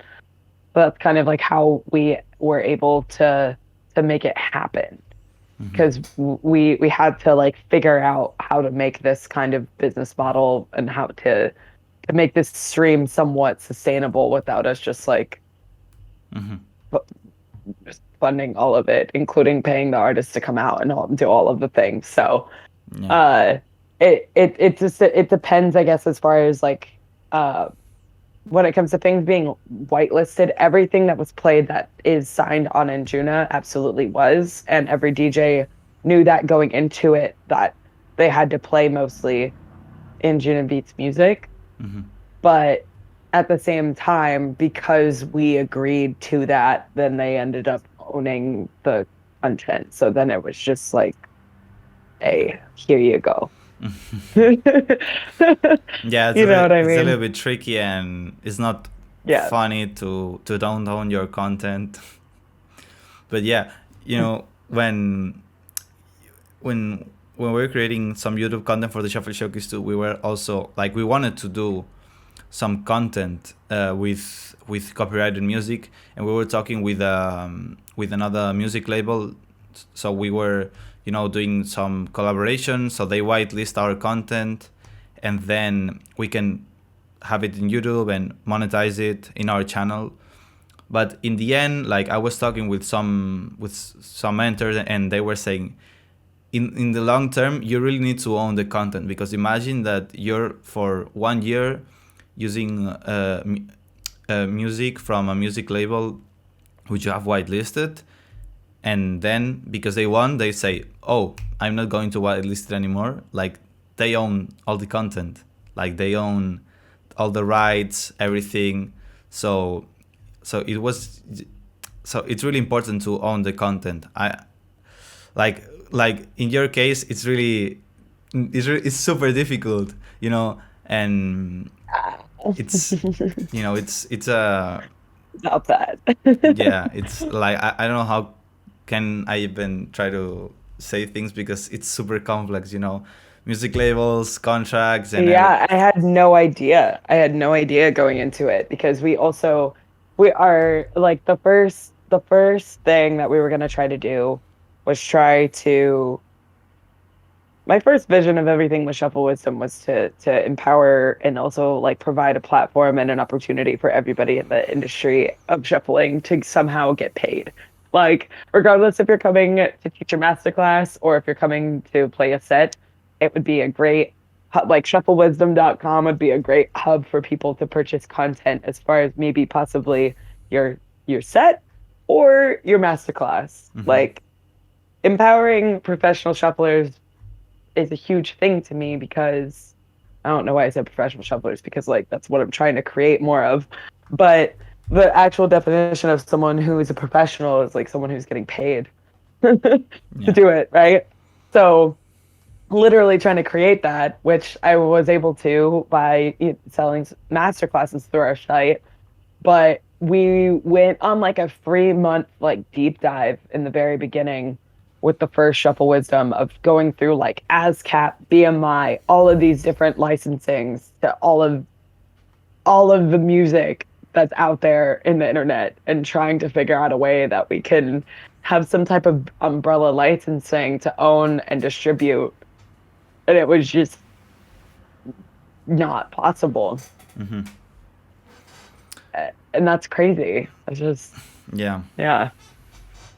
But we found out the It's, hard way, I guess. yeah, I think it's just, you know, all the business model, you start with one idea, and you need to be, you know, I don't know the exact word in English, but it's like, uh, it's like iterate. Is the word in English iterate? Iterate. Yeah, it's like when you get some feedback about the people, and then you change the original idea, and you get more feedback, and then like you start like shaping the idea Adapting. better. Yeah. So like Okay. it's not the exact word, because in Spanish we also have the word adapting, but yeah, it's some, but it's similar. Like it's Adjusting. yeah, something like that. So you're like, Okay. so you're uh like you're not stuck with the original idea, like, because you, when you start, you have a vision, but maybe this thing is not the way that it Well, could yeah. work with the real world, you know, because as you said, Yeah. you didn't If even there's know rules and regulations yeah. and the man sucks. And you start having all this feedback, and you're like, okay, I need to really change Long live the this, underground. the model over here. Yes. So it's just Yeah.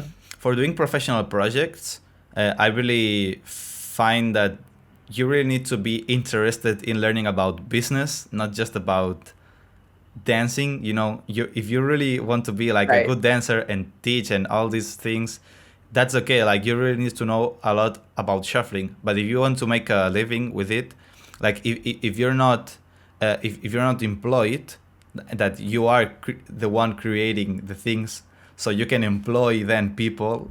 You need to know a lot about business, a lot of regulations. Like there's a lot of Right. things happening. And when I was starting to this, I was like, okay, I have more work than I thought at the beginning. So it's going to be a fun ride. So let's go. Let me just go ahead and take a bite of this humble pie real quick because you were so right. I never really thought of shuffle wisdom as a way for me to make a living, to be honest. It was kind of always something where I wanted everyone else to believe that if they cared to, if they cared about teaching the dance on a professional level, that they could have the opportunity or they could create a way to make a living off of it through this platform was kind of more what I had envisioned. Does that make sense? Yes. Kind of like a gateway of empowering people to step into the wisdom that I believe every shuffler can have, especially if there's someone who wants to teach. Um, but yeah, no, I definitely being more knowledgeable on starting a business Yeah. 'cause, yeah, it's something else. It's something else. It's also really really difficult when I don't know how it is over in Spain, but in You don't want to know it. uh, really, Hmm. because like, oh man, you will get eaten alive if you look like you're trying to make a buck off of shuffling over here. So I don't know if it's the same over there. When it's like it's not ever making a dollar off of shuffling. It's like it's not off of shuffling. It's like growing shuffling, but also like I don't come from like me personally, a little bit of my background and who I am, like I moved out at 16. I've been on my own ever since. I've had different I'm a Jolie of all trades. I like to think that I've, done a lot in the last 10 years as far as what's gotten me to the point to be able to even have the opportunity to bring a vision to life, you know. I have a lot of experience under my belt, but when it comes to trying to monetize this dance is like not at all something that I've like ever tried to do. It's more about like taking every little piece of experience that I've picked up over the years and then try to elevate the dance altogether. So it's definitely more of the tone of it. But no matter how much I try to show that or do that, there's always going to be some tone of just like, oh, you're just trying to make a bill off of this. And it's like Yeah. now it's kind of almost at the point it's like, okay, well, if someone who doesn't care about the dance or if someone who does care about the dance can't do it, someone who doesn't care about the dance will. You know what I mean? Yes. Yes. Yes. So I know right now, like I know how to monetize shuffle dance, like not in a way that okay, let's explode this like as a resource, but you know, like I've now I see how you can be contributing to the community with a lot of knowledge, a lot of time, a lot of with different projects that you can make. You know, you can make showcases, you can make sessions, you can make events, you can make classes, you can make a lot of things.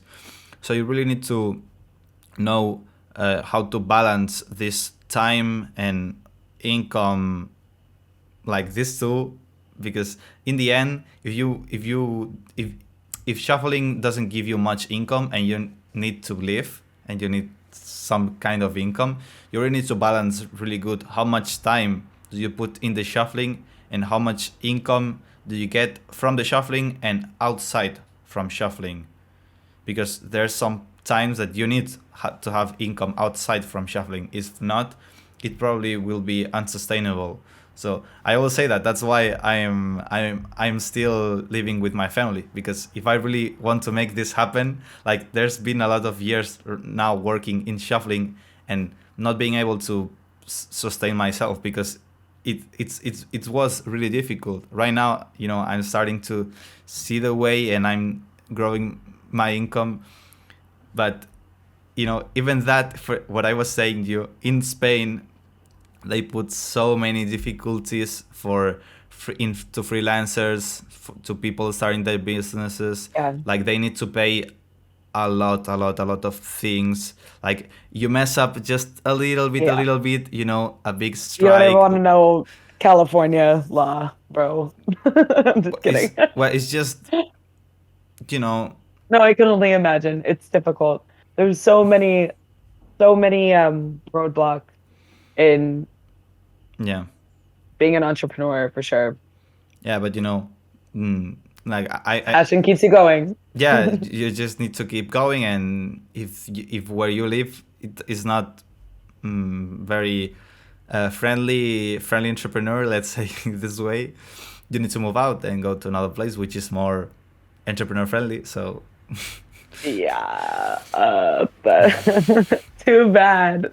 yeah, but I it's can't. actually, yeah, so but if it serves the purpose that why you're doing the things, like it wouldn't have to be bad, like. Nah, see, here's the thing. So I'm from Hawaii originally, like I said. Mhm, So like my other love when I'm not shuffling is surfing, mhm. and that keeps me like balanced.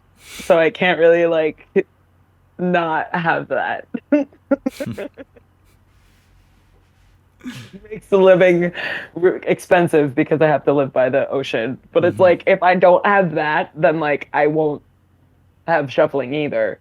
It's Yeah. like a very weird thing. It's like when I'm mad at shuffling because that happens, then at least I have surfing to go back to. Mhm. That will be my cleansing place, and then I can go back to and my and shuffling. isn't there any more places in the US, like in the continent, not in the Hawaii Islands, that you can find I'm in surfing? California. No, there's like the West Coast and everything. Coastal living is just expensive, period. Sucks. Terrible. It's just like, but I've never, to be honest, I'm 26 years old and I've never lived less than 4 miles away from the ocean in my life. Hmm. I just can't imagine. I can't imagine not having that. Like, it's just not. But do It's you, like, do you have it now, or you don't? yeah, it's right there. Right over there. So you do surfing. Yeah. Yeah. So this way we have Jolie happy. Yes. Yeah, exactly. It's like I couldn't if yeah, I don't know. It's the thing that keeps me in check, the ocean and the earth and plants and like oh my you see more plants in the Yeah, there's a lot of background. plants. That's what keeps my soul happy so that in times where I feel maybe frustrated with some things in my entrepreneurial life, it doesn't matter as much because at least I always have that. It's like a gratitude thing, but it's just also expensive. Yeah, but probably it would be more expensive to not have that and be like, ir- be Yeah, worst with just yourself, right, like being right. frustrated and not being able to do that. So Yeah. it compensates, even though it's more expensive. I think in long term, it pays off Uh, somehow. but the small bit the thing is that's the worst part is that the small business laws and the taxes in California in general for a entrepreneur are awful. Like the Hmm. worst in the whole country, honestly, How, out of how all 50 states. how are they? How high are they? I mean, so honestly, there's been a lot of revision, but sometimes you'll end up paying, like, unless you just like, unless you end up hiring a guy that's gonna end up costing you as much as whatever taxes Yeah, yeah, yeah, are gonna take out. yeah, yeah. It's usually you're probably paying anywhere from like 25 to 30%. You know, Is that not a lot? in Spain, when you start making a lot of money, there's a lot of people who end up paying 52%. So Well, yeah, when you're making a lot of money. I'm not talking about making a lot of money. I'm talking mhm. about just making anything. Yeah, here, If you make over like $2,000, I think you have to claim when you make over $1,000 or $2,000 in a year from something. mhm, And then that's when the government takes at least 30% of that. mhm, When you start making a lot of money, of course, that percentage gets like way louder mhm. for sure. Unless you have expenses in the business, like hiring people and these things, like it gives you, some benefits. Like this you in, pay less, like because you don't pay less, like you're hiring and you're having expenses, so you end up paying more. But at least it's investing in the business. But Right. in Spain, the thing is that, like, if you want to start, it's not all about just percentage. There's some cost that is fixed, that it doesn't matter how much your income is, you need to pay that. So there's some bonifications when you start, but for example, like, imagine that you need to You mean start. like a startup fee? So imagine that, right now I want to be an entrepreneur, and I start working as a freelancer. Like, if I want to be able to do invoices to people, or to businesses, or to anyone, I really need to be, how's the word?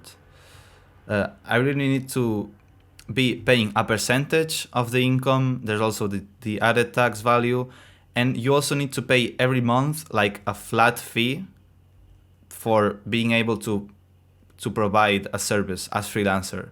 So it doesn't matter how much your income is.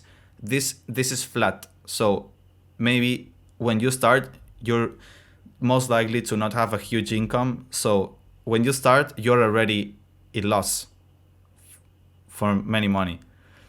So, Yeah. like, starting is like, really, how am I supposed to start if I haven't even started, and I am already need to pay, like, a lot of things.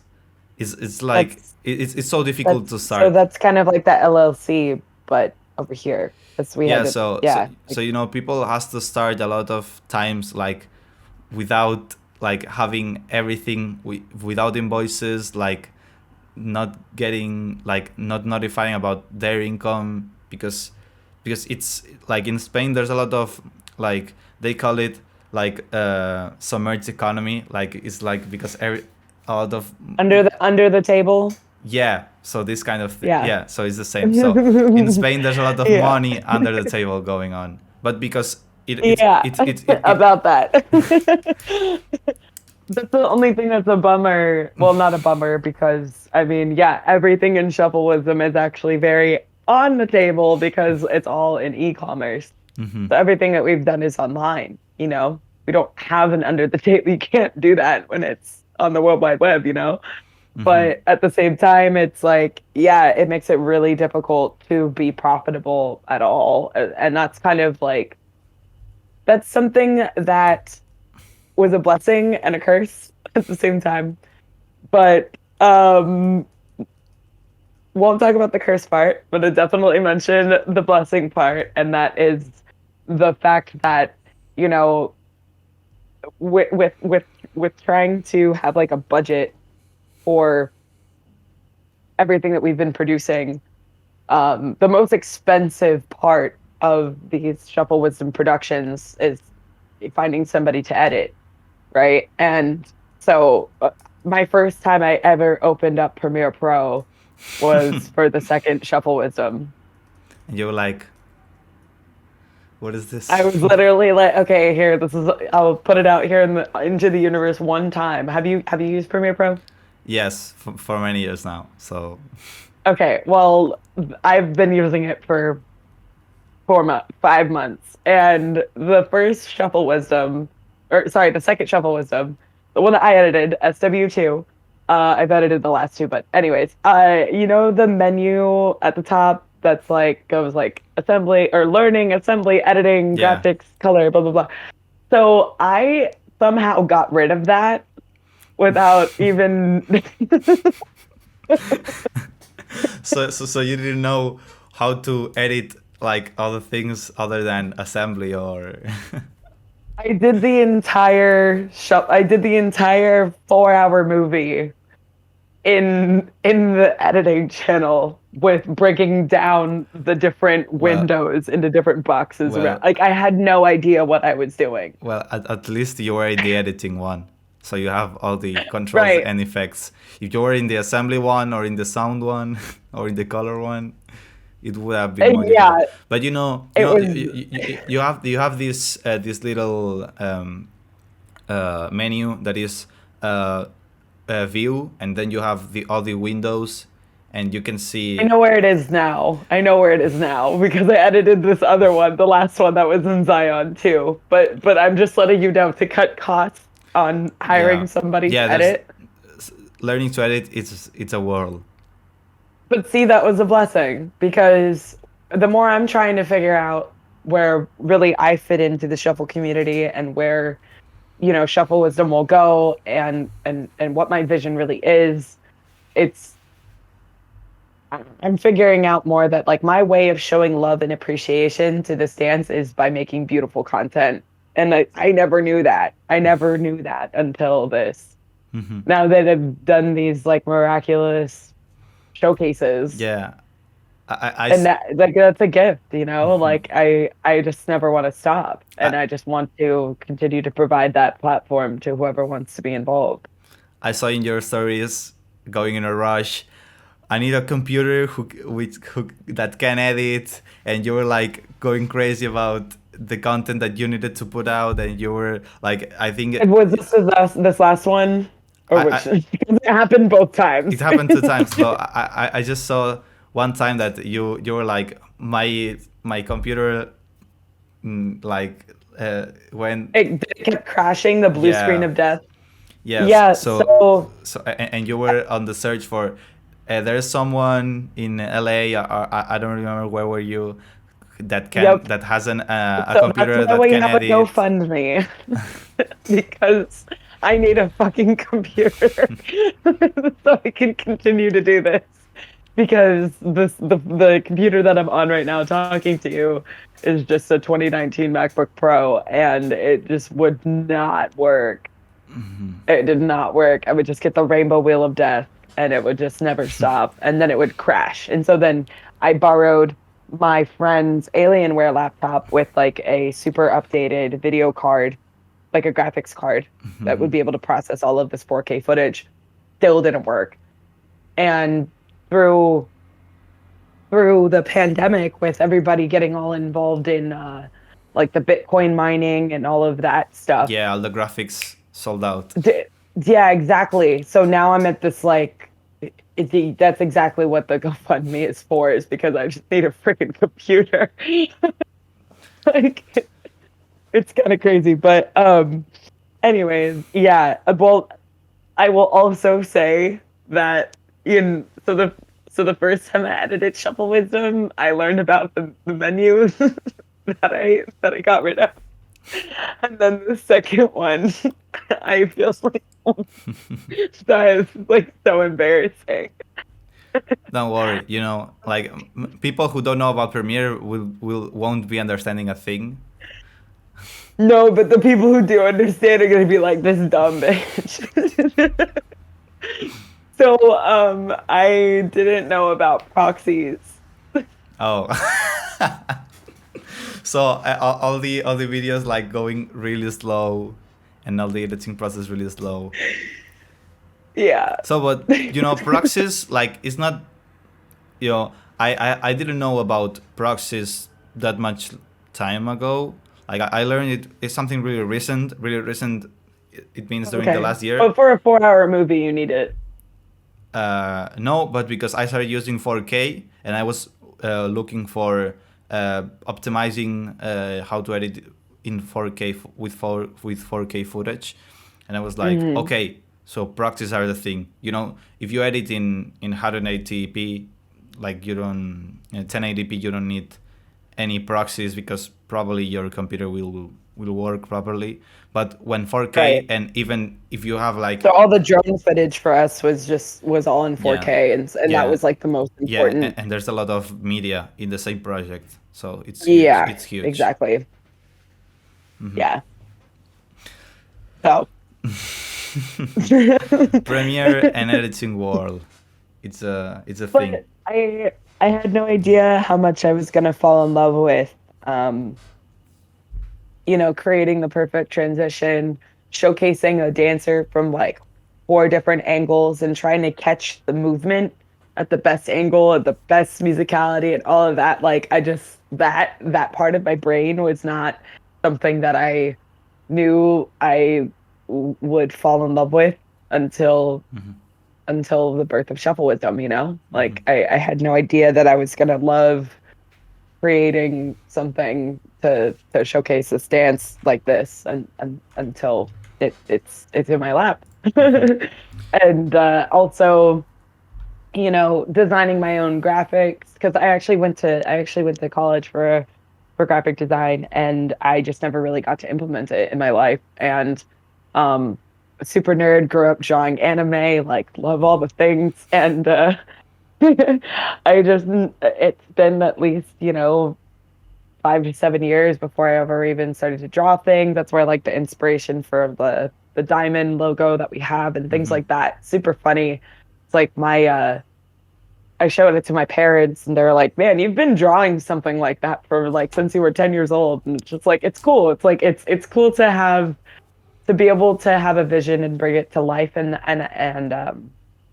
that's something that the gift of these showcases has really given me and so many people to experience it, but something that I thought was going to be such a taxing job, like editing all of this, like, oh my gosh, I don't want to do it. It's like actually the most inspirational and inspiring. Like it just makes me want to Yeah, keep learning because how to do it. you In fact, like, to see the oh, content sorry. taking the form and creating little by little.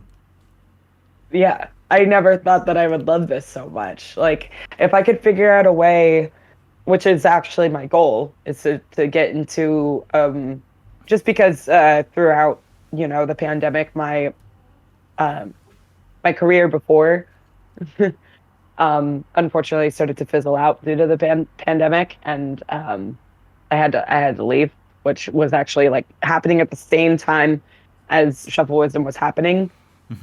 So I decided to go all in on this, but then I started to dive a bit more into like my other creative outlets like photography and videography, and I'm getting all this experience out of this. If there's a way that I can, you know, make a sustainable income off of just creating more content and using that to fund Shuffle Wisdom, like that's the happiest Jolie out there. And that's what I'm just putting it out there in the universe because I'm just manifesting that. I want this to continue to grow, but at this point right now it's just a little tough because it kind of costs a lot to keep doing these things. And now that streams necessarily aren't going to be the main focus, it's figuring out like where we're going to be able to take this concept in this platform and take it to the next Yes. level. So So you yeah. mentioned that you went all in with Shuffle Wisdom and you had to leave what you were doing. So how's this process of leaving what you're doing and going all in? Like, what's the Well, situation right now, and how are you living it day to day? it wasn't necessarily something that uh like it wasn't really a choice. It was Oi. Okay, here, let's scale it all the way back. So, when the pandemic first hit, my job, actually, it was me and the founder and my manager, I'll put it that way, all sat down on like March 18th. And that was like right when the first shutdown at least hit in the States. And he looked over at me and was just like, "Oh, are we staying open?" And I was like, "Of course we are. Like, we're going to figure it out. We're going to change. We're going to adapt. We're going to do all the things." Like, I'm not a type of person that would be like, "No." Mm-hmm. And I just didn't know that at that time, committing to that meant that I was going to end up wearing all of the hats of all the people that decided not to stay and not work. So I took on like the job of probably five other employees and worked all the hours throughout the entire pandemic, all through 2020, and pretty much kept the business going and alive. And when January hit of this year, they had to start making like some space because I guess some of the previous. So basically, what I'm trying to say is while I was working the job of five people, I let go of 12 employees and they were making like double what I was making like on unemployment while I was staying there and working. Does that make sense? Yeah. It was a very crazy situation. It was just like not a really fun one, but you No. know, in the process I got to run their social media. I got to actually create a beverage, which is really cool. I got to like and design the can and everything, and it's actually really successful right now. And you can buy equity for it too, by the way. Golden Coast Mead, look it up. Um, um, it's the world's first hard honey seltzer. It's bomb and it's organic. So, Yeah. anyways, I've kind of just been running around frantically, to be honest. Since the start of the pandemic, still working. And when January hit, uh, my boss saw what I was doing with Shuffle Wisdom. Like they just saw the potential of it. It was actually really funny. I came into work um, one day, and it was actually it's a bummer. I actually ended up getting COVID, and I couldn't go to work. And so I like took some time off. And then he started to see what I was like while I was just at home getting better. I was growing the shuffle with some Instagram. And he was like, is this what you were talking about? Is this what you're doing? And then I came back to work literally that next week. And he was like, go be Pasquale. That was literally what he told me because he's a burner at heart. He's somebody who's like a music lover and a festival goer at heart too. And I was like, okay, that's not what I'm doing, but I'm gonna take that as something because at the same time, as much as uh, as much as he saw what I was doing, he also knew like he wasn't paying me enough to be there, and I was also doing our bookkeeping, and I knew that they couldn't pay me more. Like my business honestly tremendously struggled through the pandemic, and Mm-hmm. I just wasn't going to give up because it's something I believe in and I love. And so they technically put me on like a leave of absence. So I'm Mm-hmm. still technically with the company, but just needed to take some time to try to like figure out and evaluate like how I was going to do this. Mm-hmm. So that's pretty much what I've done in the last with the last two shuffleisms in the last 6 months. You know, trying to facilitate, you know, these productions while also putting out these master classes and all of that. But in the real stream of things, like the way that we've been going about it doesn't make us any money, period. Like there's nothing as much as I think that a lot of people look at what I've been able to do with Shuffle Wisdom. People look at the venue that we were at for the second one and they think like, oh dude, she's got money. I'm like, no, that's actually just my friend's production lab. Like that's a studio that costs anywhere from like 20 to 40 G's a day to rent. And I only know him because I met him, or actually I bought a ticket off of him 4 years ago for one of my favorite bands, Smashing Pumpkins. When I went to go see them, I met this dude and I had no idea who he was. And then we just stayed connected and then boom, he's helping me out with my vision. Like this is just not something where I'm trying to flex. This is just me putting together every single, you know, resource or nugget of, you know, something I can do to make all of this magic happen. And that's kind of like where I think kind of the tone of the community started to look in a weird way at me and what I was doing as far as like just going to be like some cash cow or try to monetize like the community when literally all that I care about more than being a sustainable business is bringing everybody together. And so Now that we've had these, these past two showcases, we're definitely going to be going forward with the one in October, which I'm really excited. I'm talking to amazing artist to be a part of that, which is great. But I also am also trying to redefine shuffle wisdom and at least what we are as a community resource online, and actually try to open up some doors to people that want to be more involved with with shuffle wisdom completely, because it's literally just been me and my ex-boyfriend slash ex-business partner, Mm-hmm. but he's not a shuffler, just also a lover of the dance and the music as well. But like I've been the only person really running and doing all of this, and it's something that I can't do on my own. I've never wanted to do it on my own. I just feel like there was people that thought that I wasn't either open to suggestion or like not wanting to work with people in some weird way, but I've just been like the total opposite. I've been like, hey, you have a concept, hey, you got an idea, let's bring it to life, because that's what I love to do. Mm-hmm. But I don't know how that hasn't really like settled in yet. So maybe, so hey, so maybe if you hear that out there, if you're listening and you have a concept and you have an idea and you want to bring it to life, like that's literally what I want to turn this platform into, Mm-hmm. into just a pure community resource. And um, as far as our website, besides the production, besides the productions, the when you go to shufflewisdom.com, the thing I'm the most proud of is our community section. We have the shuffle meetups page where it's like the Google Maps API, and you can like, and I know there's so many more shuffle meetups out there. There just aren't enough people that know about shuffle wisdom to hit us up and we can add them to the website, right? I literally, a vision of mine is just to have that entire map full of gems, because that is how you grow this dance. That is how you grow communities. There's shuffle meetups and showing up, and how do you streamline these things?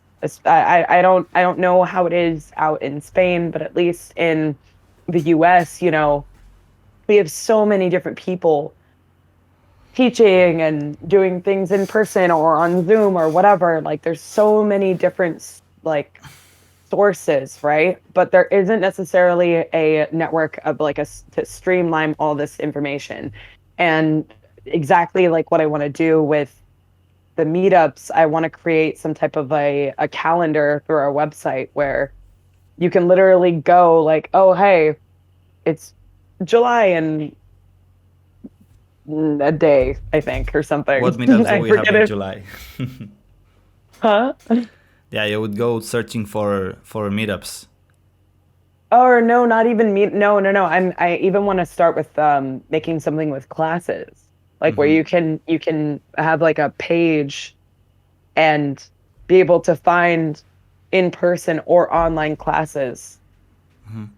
for everybody. Like not having it just be like having it be just an equal playground for everybody, and having a streamline of resources. And I think that that will eventually end up end up empowering everybody to feel a part of this community enough to care about the dance so much that they all want to start teaching things the right way. You know what I'm saying? Yes. Like it's kind of like that's the why, like bringing it all back there. Yeah, that's very important too. To always don't forget about why you started all these things, because this is always like Yeah. the most pure idea and the most like this is the essence of what we do, because when we remember why do we start, because we just love that, like we don't start and do something for so long just because we don't like it or because it's something casual. Like it's because there's something that really motivates you and it really drives you to keep doing it. So that's why always that I feel like kind of lost or don't know why I'm doing what I'm doing, I just try to remember why did I start, and what you've done, all the things you've done along the way, and then you say, okay, so that's why I'm here, and you you keep going. Yeah, yeah, I it's hard because, and I do this to myself, but it's hard because I have so many ideas. I want to do so many different things, Yes. and and this is where I went from being almost like, I went from almost being um afraid that it might happen. Like when I first started, like a few months back when I first started getting into this like creative world in general, um, I was like afraid to speak my mind or to share my ideas because I didn't want them to be taken, right? Or something Mm-hmm. like that, you know? And now it's like I'm at this point where I know I can't do it alone. I don't want to do it alone. I never have from the beginning.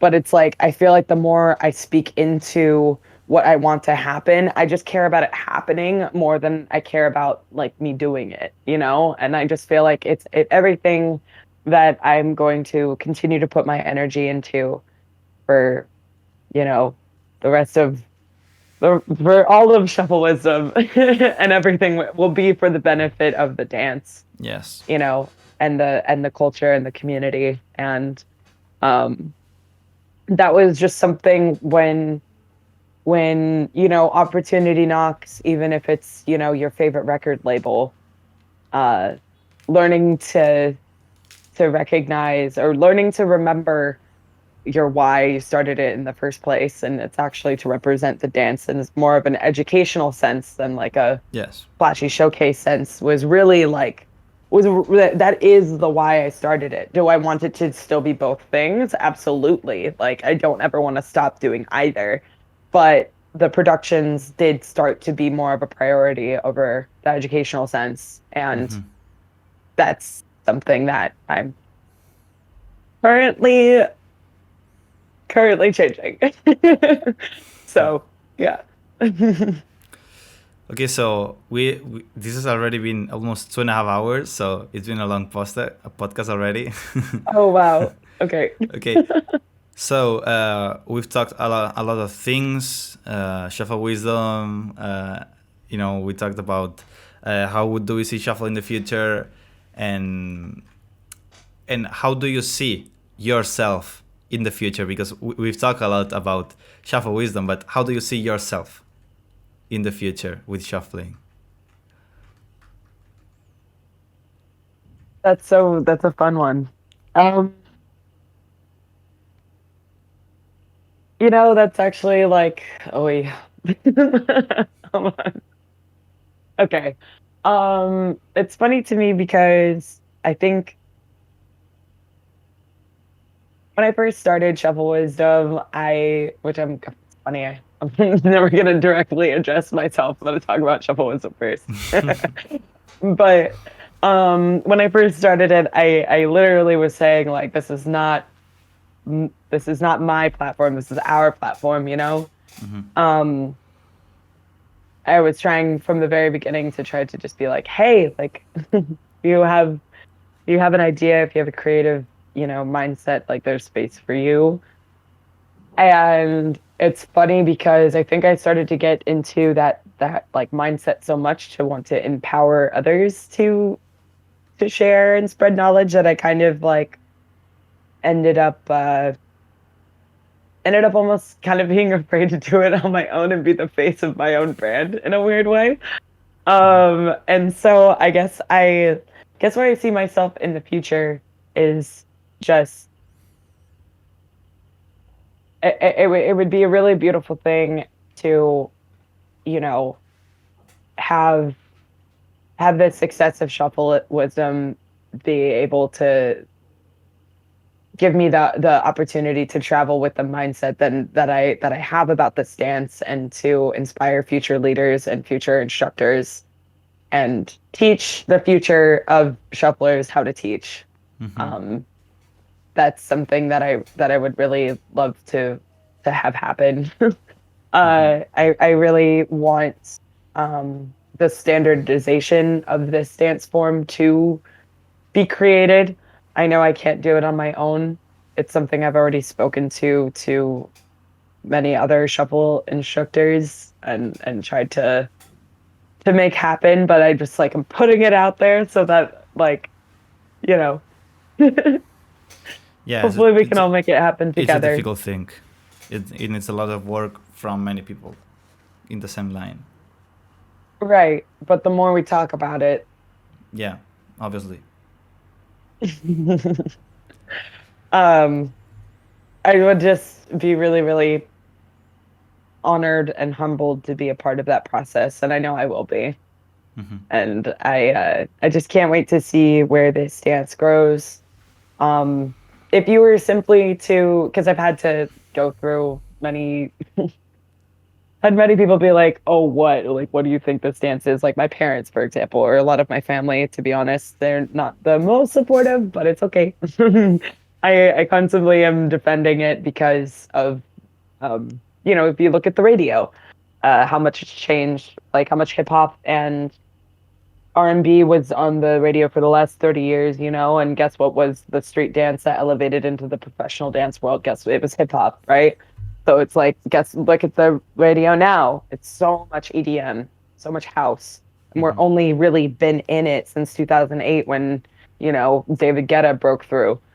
Like we're just in the first 10 years of shuffling, like really being like known. Well, Yeah. there's going to be another, like it's forever. Like we are all writing the blueprint of this dance, Hmm. and I just I just see myself proud to be a part of of bridging the gap. Yeah, this family thing is like sometimes, some people, in my case, they really like it's easier to find support in people who is not every day with you that with people who is every day with you. Like I found that I was feeling like less supported in my own house or from close family members. Then I see my some uncles sometimes, also aunt sometimes, and they're like, oh yeah, you're doing good. I was explaining the things that you're doing, but they don't really know what I'm doing like in my day to day. So it's just like Yeah, in the end yeah, you end up finding that it doesn't matter what people think, even the nearest family or close people that you have. Like, you just need to be true to yourself, and like it's okay. Like, they don't need to understand. Like, we need to understand, like, yeah, but they don't. So if you support me, okay. If you don't support me, it's like, I would appreciate it, but I don't care if you don't, because you don't need to understand it. So when everything is successful, everybody's gonna say, "Oh yes, I believed in her, and right, yeah, right, she had a right, vision, and she right. accomplishes anything she wants." So yeah, yeah, yeah. And you would be Yeah. like, "Yeah, yeah, for sure." Oh Like, yeah, there's you, that support that I needed. Like, yeah, thank you for your support. Now that everything is fine and everything is sustainable and profitable, and it's, the project is successful. Thank you for your support now. Like, is when I need it, when everything is okay. yeah. Well, no, it's funny, at least for me, because I moved out. I've been independent and on my own for a decade, and my family now is either in Hawaii or over here in California. But the the funny thing is that whenever I did start listening to electronic music, um, how do I put this? My family was really religious, so really against it, or even against the culture. So it was like something seeing me as a total rebel, and then on one side of my family, and then on the other side of my family, because my parents were divorced. Hmm. My dad grew me like or raised me to love rock music. So like I grew up playing bass guitar. Like I have my guitars back there, Hmm. and so it's just funny because he was like, really, like of all things, you're gonna love electronic music, just being kind of like snobby about it. But it's super funny as I've stuck with it and not been as I've actually just stuck with it and grown with it now he actually is starting to listen to it, and I'm like, oh, this is exciting. You know, We it's all. like the more you stay dedicated to what you love, the people around you will learn to love it too. So we, So, at the end of the day, EDM is the music of the devil. So all can oh agree my on God. So that. hey, you know what? So was rock and roll. It really was. That was what they used to say back before like the Woodstock ties. Yeah. Like anything that gets the youth riled up is bad, but I think it's what defines culture and creates change. So, Yeah, it's just a matter of how do you say it, and that's it. Like anything, nothing else matters at the end of the day. Okay, so yep, yep. let's go with the two final things of the podcast. These are two questions. The first one is I'm asking you to share something with the Shuffle Podcast audience, something that you learned recently that has been very useful to you in your Shuffle journey. Whatever you want. It can be a step, a concept, I don't know, a mindset, a DJ that you love the sound, whatever you want.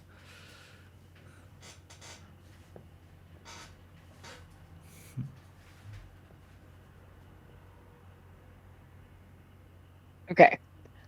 I got it. Um, it's something that I've been implementing into my teaching a lot. And um, it's the power of the back step.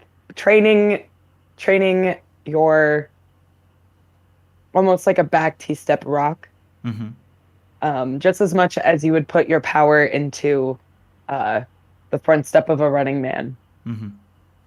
Using it as more of like a fallback and like a pivotal point within your flow. Not everything has to generate like forward with your momentum. There's so much power behind you. And I feel like a lot of people within their, I feel like I wish I could just like show what I mean, but hopefully that makes sense to Yeah, it makes somebody. it makes sense to me. Okay, good. What about you? What's something you've learned recently? Something I've learned recently. I think um, well, there's a lot of things that like because most of the things that I learned they're like super details, like they're little details that make me understand like a whole other another Yeah. whole level of things. So uh, a thing that I learned is like um, right now I'm really practicing a lot of uh, you know this step where you stand just on one toe or the two toes. Like a toadstool? Yeah, kind of like this. So uh, you know when people wants to stay on the toes, they think like it's a matter of having strength. It is in somehow, but it's a lot of technique about involved. So you know all the weight is balanced exactly in the point where you don't fall to one side or another. So I'm really I'm really having this in mind right now when dancing, because sometimes I want to stay on a toe and do a hit with the other leg or with the body and then come back to dancing. And I'm really Mm. focusing on this and not just being having this strength, but you know, practicing you will get the strength. But in order to gain the strength, you need to have the technique properly done. Yeah, But right. I really focus on the balancing the weight in a way that you don't fall to any side. This helps a lot in shuffling, but you know, shuffling you need to always have in mind where is your weight. If is it in the front, is it in the back? In transitions, you need to know it. When you travel, you need to know it. Great transitions. Yeah, like Absolutely. you need to know every second. You need to have your weight controlled. So in this case, like I'm really paying attention to this, to have this weight control when doing toe things, because I'm trying to become better at doing some toe steps. and staying on one toe and doing other things. So I'm really focusing on that, on having and trying to find the perfect balance so I don't fall and I can stay for some seconds. So Yeah. it's really difficult. You know, in I think my last video, and nowadays when recording this, it's like I do a spin in my toe that is like 4 beats long. Like it's like On slow the, motion. do you do it on like the side of your foot, No, kind it's of, like with the toe of the foot. So so for 4 counts? yes. So I'm like God damn. so I'm like slow motion and doing like 1, 2, 3, Yeah. 4, and the 5. Then I stomp back again. So I'm like, when I ended that, I was dancing and I was like, I don't know what I just did, but it was so cool. So it just was like the perfect balance. Yeah. It was like the perfect balance. And I'm always making the joke that this happens every 500,000 running men. So so it's not so it's not something that I come up and do it like this. But you know, Yeah. it has some technique involved, and if you try to find it out, You- and it's about this, about having the perfect balance and don't move any part of the body. Just try to when you spin, put everything on line and go a little bit up, so your energy doesn't go to the sides, it goes up, so you can try to find the vertical balance and not the side balance, and this way you can stay longer. But it's super difficult, but this is what I'm training. Damn. Yeah, I feel like you probably have to like within like all, the hardest thing that I'm thinking about trying to make that happen is that you probably within the first 2 counts are like slowly bringing your weight like up to then drop it back down over the last 2 counts and Hmm. still like taking that momentum with you. I'm gonna try it. I'm Hmm. probably gonna like try Well, it twice and not be in able this to do it, particular but in this particular spin, it's just 4 tempos spinning. Like there's not up and then down. It's like just spinning. You can. how?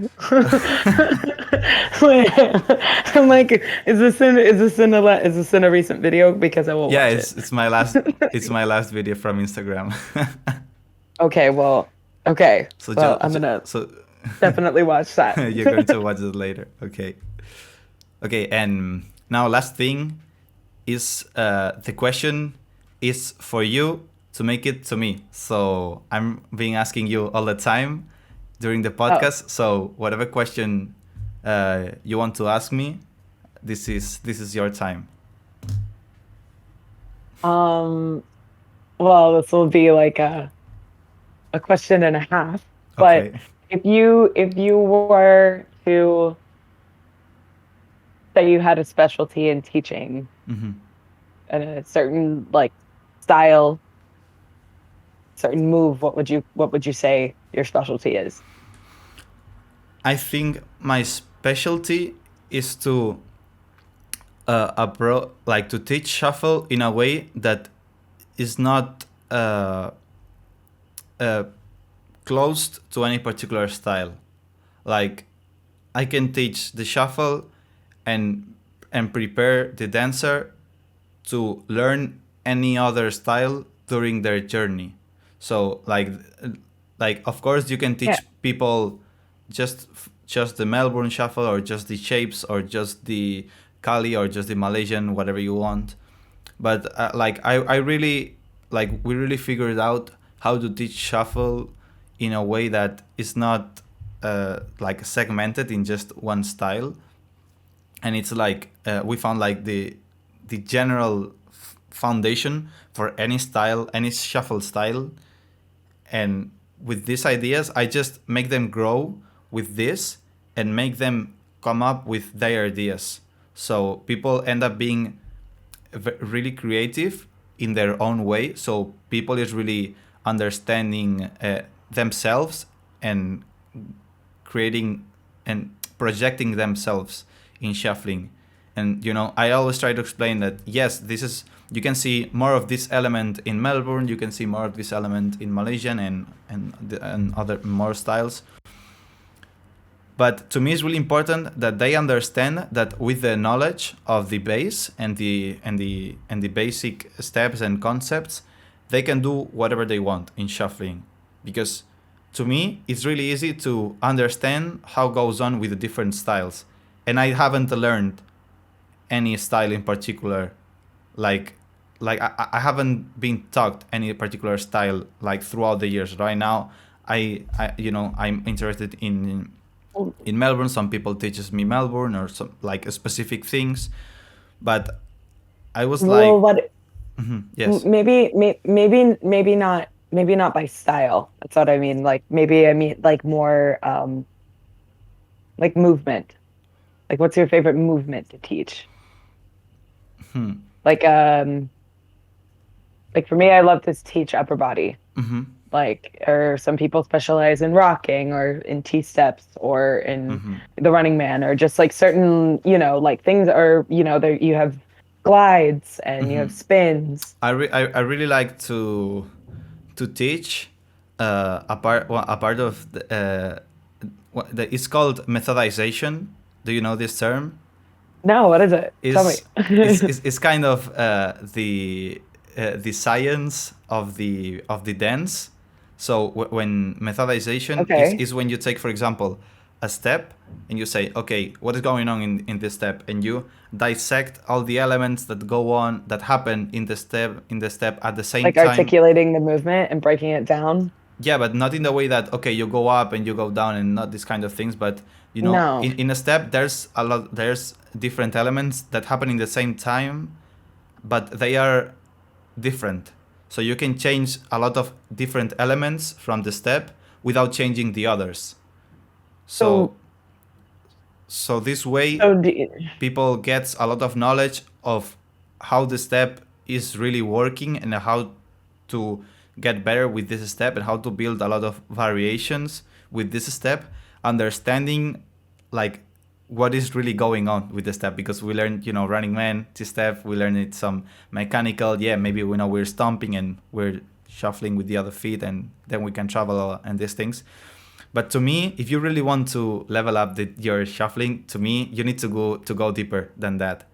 And I'm a super technical person, and I watch all the details. And it's like I came up with this workshop in 2019, and it's just like it it led to so good results with these students. Like people starts to say, um, oh, okay. And they start to see videos of people doing a lot of advanced things here in Spain, and they're like, oh, okay, so in this step, they are taking this element from the T step, this other element from the running man, they're putting together, then they're changing the tempo, then they go travel, and you say, yes. So it's like you start to understand a lot of things that happen in the same time. Like in the basics, so there. is it a way of doing it like for are you like just breaking it down verbally or how is it like um I guess I'm trying to understand how like the like sorry, what was the term again that you said? Methodization. So do you write it down or do you vocalize it? Like how do you like For some, communicate what you're seeing, I guess, when it's being done? so for there's some elements like like the tempo, for example. Each step has a tempo, and you can change the tempo of the step without changing Mhm. anything else, just respecting the step like it is. So this is like one of the most basic elements, the tempo, and there's a lot of more things. So there's things that you can understand, like the tempo, like it's really easy to understand. There's other things that you need to do them, practical, and make the students make the step and change the way they step or where do they step, so they really are feeling the different ways of doing the step. And there's also more abstract things that maybe I do some drawings about the shape that is the step is doing while you're doing, like it's like a really it's like a really cool thing. I like it really much. And but it's also like when people see it, they're like, Do you post them anywhere? I teach that in my classes. That's awesome. I would love to see that someday, somehow. Yeah, like I'm still trying to make this workshop, well, this class or these things, because I dedicate a full month to this. I could dedicate more, but since it's not just a course about this, so I just keep it a month so people has some insights and they can start understanding the whole step and how and why can people do so much variations like this without thinking. And and I want also to put it out so everybody can learn it, but I really want to understand it more because I feel like that I can come up with more insights. And that's why I keep a lot of things in classes. I'm already preparing a lot of content for YouTube. I'm writing a lot of scripts of many things, and I'm preparing for shooting everything. But there's a lot of things that are advanced that I'm still finding out how can I teach them easier, or in which way is better for the student to get the information so it's easy and understandable for them. So that's why there's a lot of things that I keep in the classes so I can test with the students. I ask for feedback and I see their reaction and how they improve. So it's useful, but I think this with this methodization and musicality, I love these two things. Like I'm like Yeah. I'm like a child talking about musicality and how do the steps in shuffle work. So just like this is my thing. Well, I that's like the second half of the question was if you would ever be interested in teaching like a mini masterclass on a subject of your choice for shuffle wisdom. Yeah, for sure. Awesome. That'd be great. I feel the same way whenever I talk about musicality, but method, I feel like I've heard it before, but I don't know. Share some of your drawings with me someday. I love that stuff because I feel like I've literally gone through as I've fallen in love with teaching. I've also like overcome some communication skills on my own, like articulating movement is something that's definitely a skill that like it's period. It can be really difficult at times, but I've actually had times where I've taken a pen to paper with my students and drawn out what I'm trying to explain sometimes, especially with my virtual students. So actually only with my virtual students, but yeah, it's cool. That's awesome. Yeah, when it comes to teaching, at the end of the day, there's a lot of things that I know, and it's just like there's some things that are super interesting. Like you start talking and you can't stop because you're like, yeah, and you can do this, and if you then get this movement and then the other one, and it's like I feel lost in this when explaining. Yeah. Yeah. How do you like do you because I feel like I get like that when I talk music sometimes to my students. They'll literally just be like, "What?" And I'll be like, "I don't know where you dropped off, but let's go back to the step. Like, how do you pick up on how do you pick up on the journey of your student, I guess is my question too. Sorry, that was the second question to that. But also, how long have you been teaching? And then no more questions. I've been teaching. Well, I started teaching in 2018. So like when we started touring, I was like doing kind of the first classes, I would say. And then with Shuflis, like Shuflis was teaching before than me, and I was going with him to the classes, and I was starting to teach like in little groups. I went to some classes with him, and he was telling me, "Oh, you are good at this, so try to teach that to the people."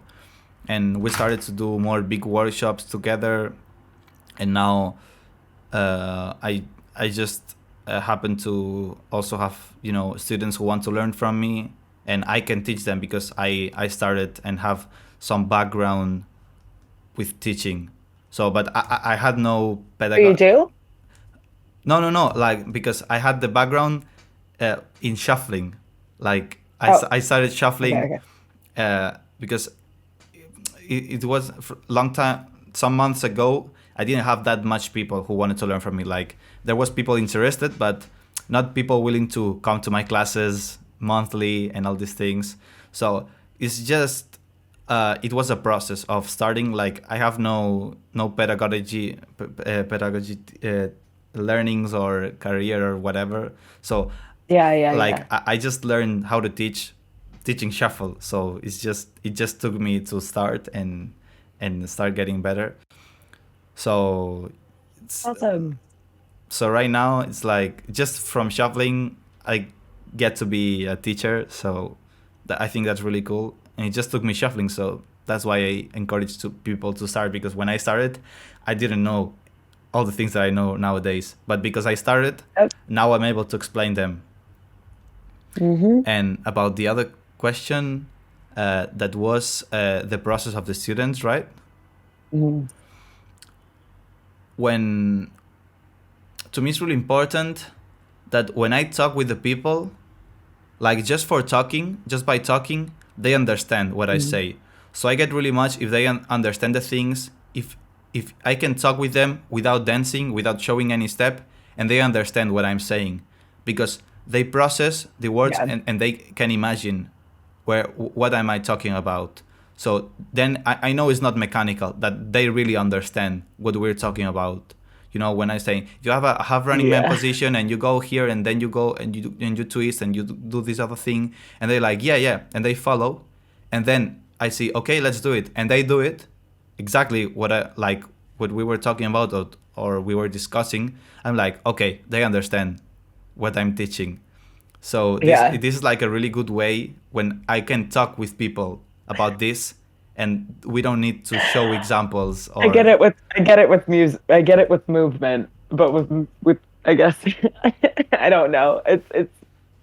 It's exciting to meet you virtually and talk to you about musicality things because um half the time when I talk to people about musicality or about honestly music theory, I lose them.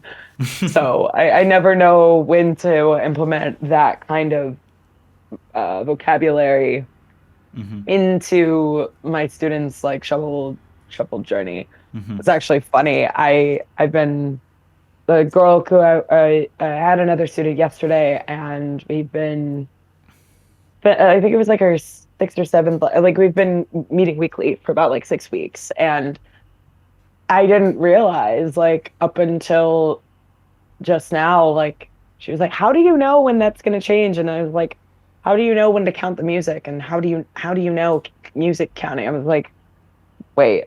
Like I had never had somebody ask me that before, and I know obviously everybody's going to come into shuffling from a different background. mm-hmm, I just assume sometimes, or I try to hope that when people hit me up for dance lessons, that maybe they've had like one or two experiences taking dance before, but it's like no, she really hadn't. She just came in just like wanting to learn and love the dance, which I love that so much. But like I like how if you're coaching somebody privately, when do you break down music theory? Like when do you know that that student is like ready to take that in? It's pretty much my question. mm.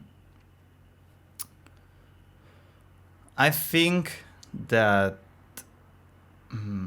like for example, uh, I don't go in deep in music theory until they understand that music works with patterns. So first, like I do a lot of classes or many classes with doing patterns with, before going to musicality. I teach them um, rhythm changes, how to change the rhythm of the steps, how to change the energies, how to do uh, like how to really have control over these steps. You can change the tempo, you can change the energy. Like these to me are two basic things. So when then you start doing musicality exercises, that sometimes you will change the energy, sometimes you will change the tempo of the steps, you will go to a half tempo, you would go to a double tempo, you would hit the triplets. So people really Mm. need to have this control, because if not, like it doesn't make sense that you teach people how to do musicality if they don't have the control to Right. to do these hits. So Hmm. to me, it's I put it like this. When it's private classes, you can adapt really easy to what the student is at. But when it's a group, I just plan to have it not right at the beginning. And what helped me, I it was the first time I was doing this class. I told you yesterday I did like a musicality class with the DJ software, because you were seeing the sound wave of the song, and you were seeing all the instruments like when they hit and everything. Right. So it was Like the layers. yes. So it was like just one track with the sound wave, and you would see, when there's a beat, it's one color. When there's some hi-hat, it's another Yeah. color, and all these Yeah. things. Yeah. So it Yeah. was a really good exercise for the students, because they were seeing the song. You usually just listen it, but when you see the structure, when you see it, Oh, wait. How were you? What software were you using? That's uh, fucking dope. I'm gonna wait. That's really cool. That's a really good idea. Sorry, yeah, this made me really excited. What were so, you well, using? the software is called Tractor Scratch. Okay. So Yeah. it's a DJ software. So, That's cool. well, Okay. So what did you end up? record box can work too. There's a lot of softwares that can work. Like any DJ software Yeah, can but work. if you don't have, The that's the only license. thing is that, yeah. Well, record box is free, like not the DJ version, but you have the normal record box that you can also can see the sound wave. So you could do it for free with record box. But not the layers. Like you only see the waves, right? But just you see like one track and the sound wave, just one. Like you don't see the layers of there's the beat, there's the clap, there's the hi-hat. Like you don't see that separated in layers. This you only can see this if you have the project of the song in the production software. That's kind of what I was hoping, but it's okay. I just like I Well, have so many. It'd be cool if they had that. yeah, It'd I be cool if actually they... I did one workshop in 2019 where I found the track that I liked it, and it has the FL Studio project, and I had the layers, and I was like in the class taking out layers and putting in layers, and so people was really like catching the different sounds. And okay, now only these two sounds, now I'm adding another sound, now I'm adding another sound, now I'm taking the first one, and these things, and people was like really adapting to what was What? happening. That is so rad. Did you record that class? No. Well, next time record it. That's awesome. No, that's super cool. That's something that, wow, like I think that literally if someone could take a class like that, like, okay, let me rephrase. If somebody who has never tried dancing before, it might, okay, so I go through this thing where like I'll have to ask because honestly, and I love it, but like a solid 50% of the people who come to me to learn how to shuffle have never taken a dance class. And you just you have to ask a certain question. And that question is, do you have rhythm? But how the hell do you ask that in a nice way? Do you know what I'm saying? Yes. You get what I'm saying, right? Because you can't, if some people, it's not that people can't dance, but if they can't catch a beat, then I'm sorry, I can't help you. So my way of asking that is, can you two step? Right. And so it'd just be like, boom, okay, if you could two step, all right, awesome. Then I could teach you how to shuffle. And like after that point, boom, taking a class just like that, where you're showing the different layers within music and the ways that you can play with these things, and then teaching them the foundational movement. I feel like that, like, I Well, don't know. I The think concept's I think pretty it's a epic. class that maybe in the beginning it's a little bit overwhelming. Like it's like too much for a student to take. This is my perspective, because they may think like, Really?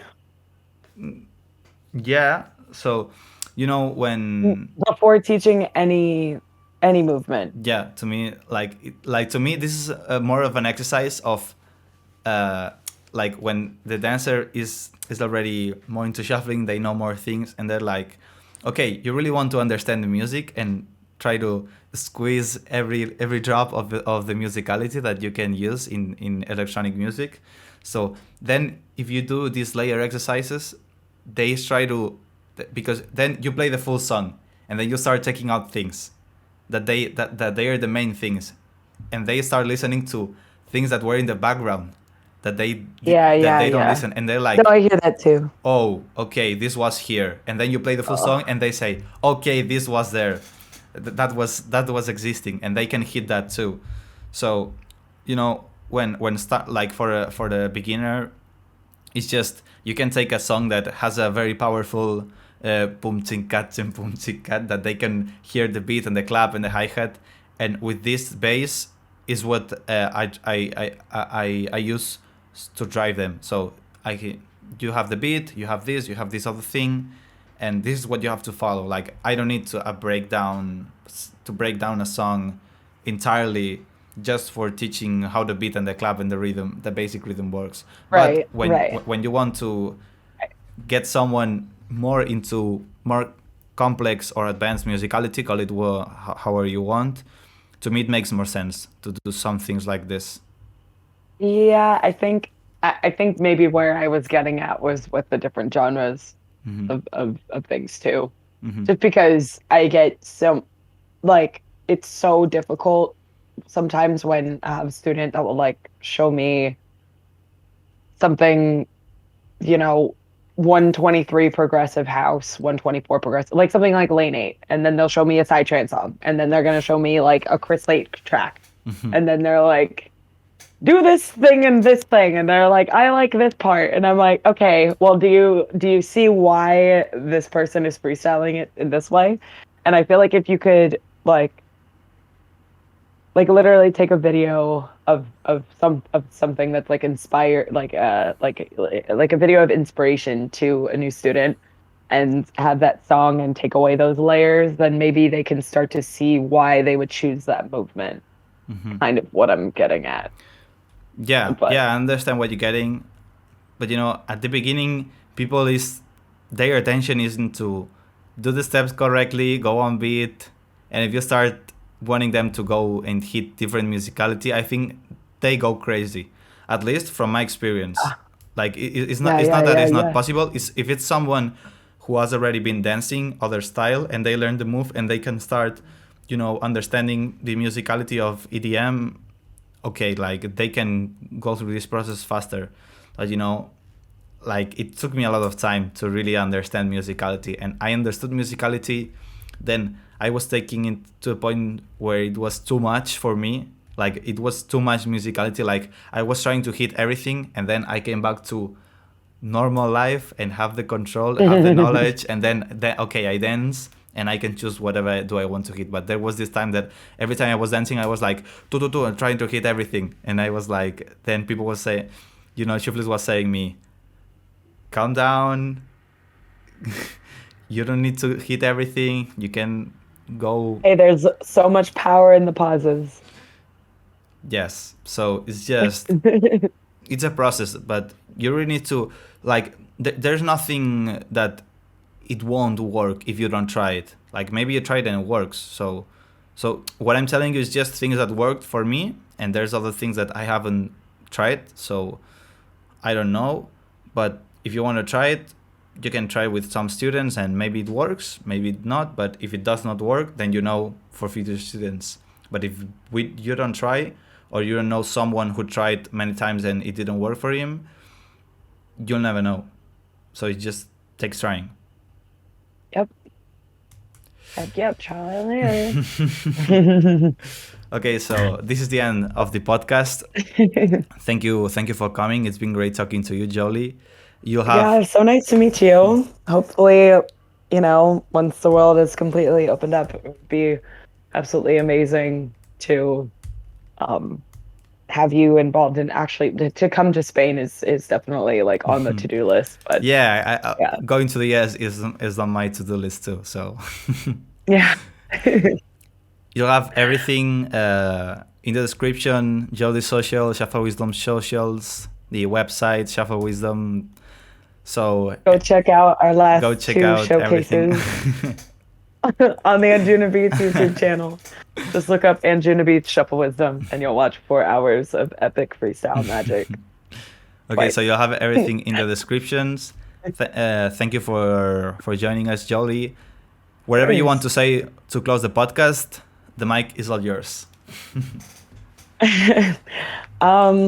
Thank you guys for listening. I hope that you heard some choice words of wisdom. If you're at all interested in being involved in the Shuffle Wisdom movement, we are just a short DM away. You can message us through our Instagram or also join our newsletter.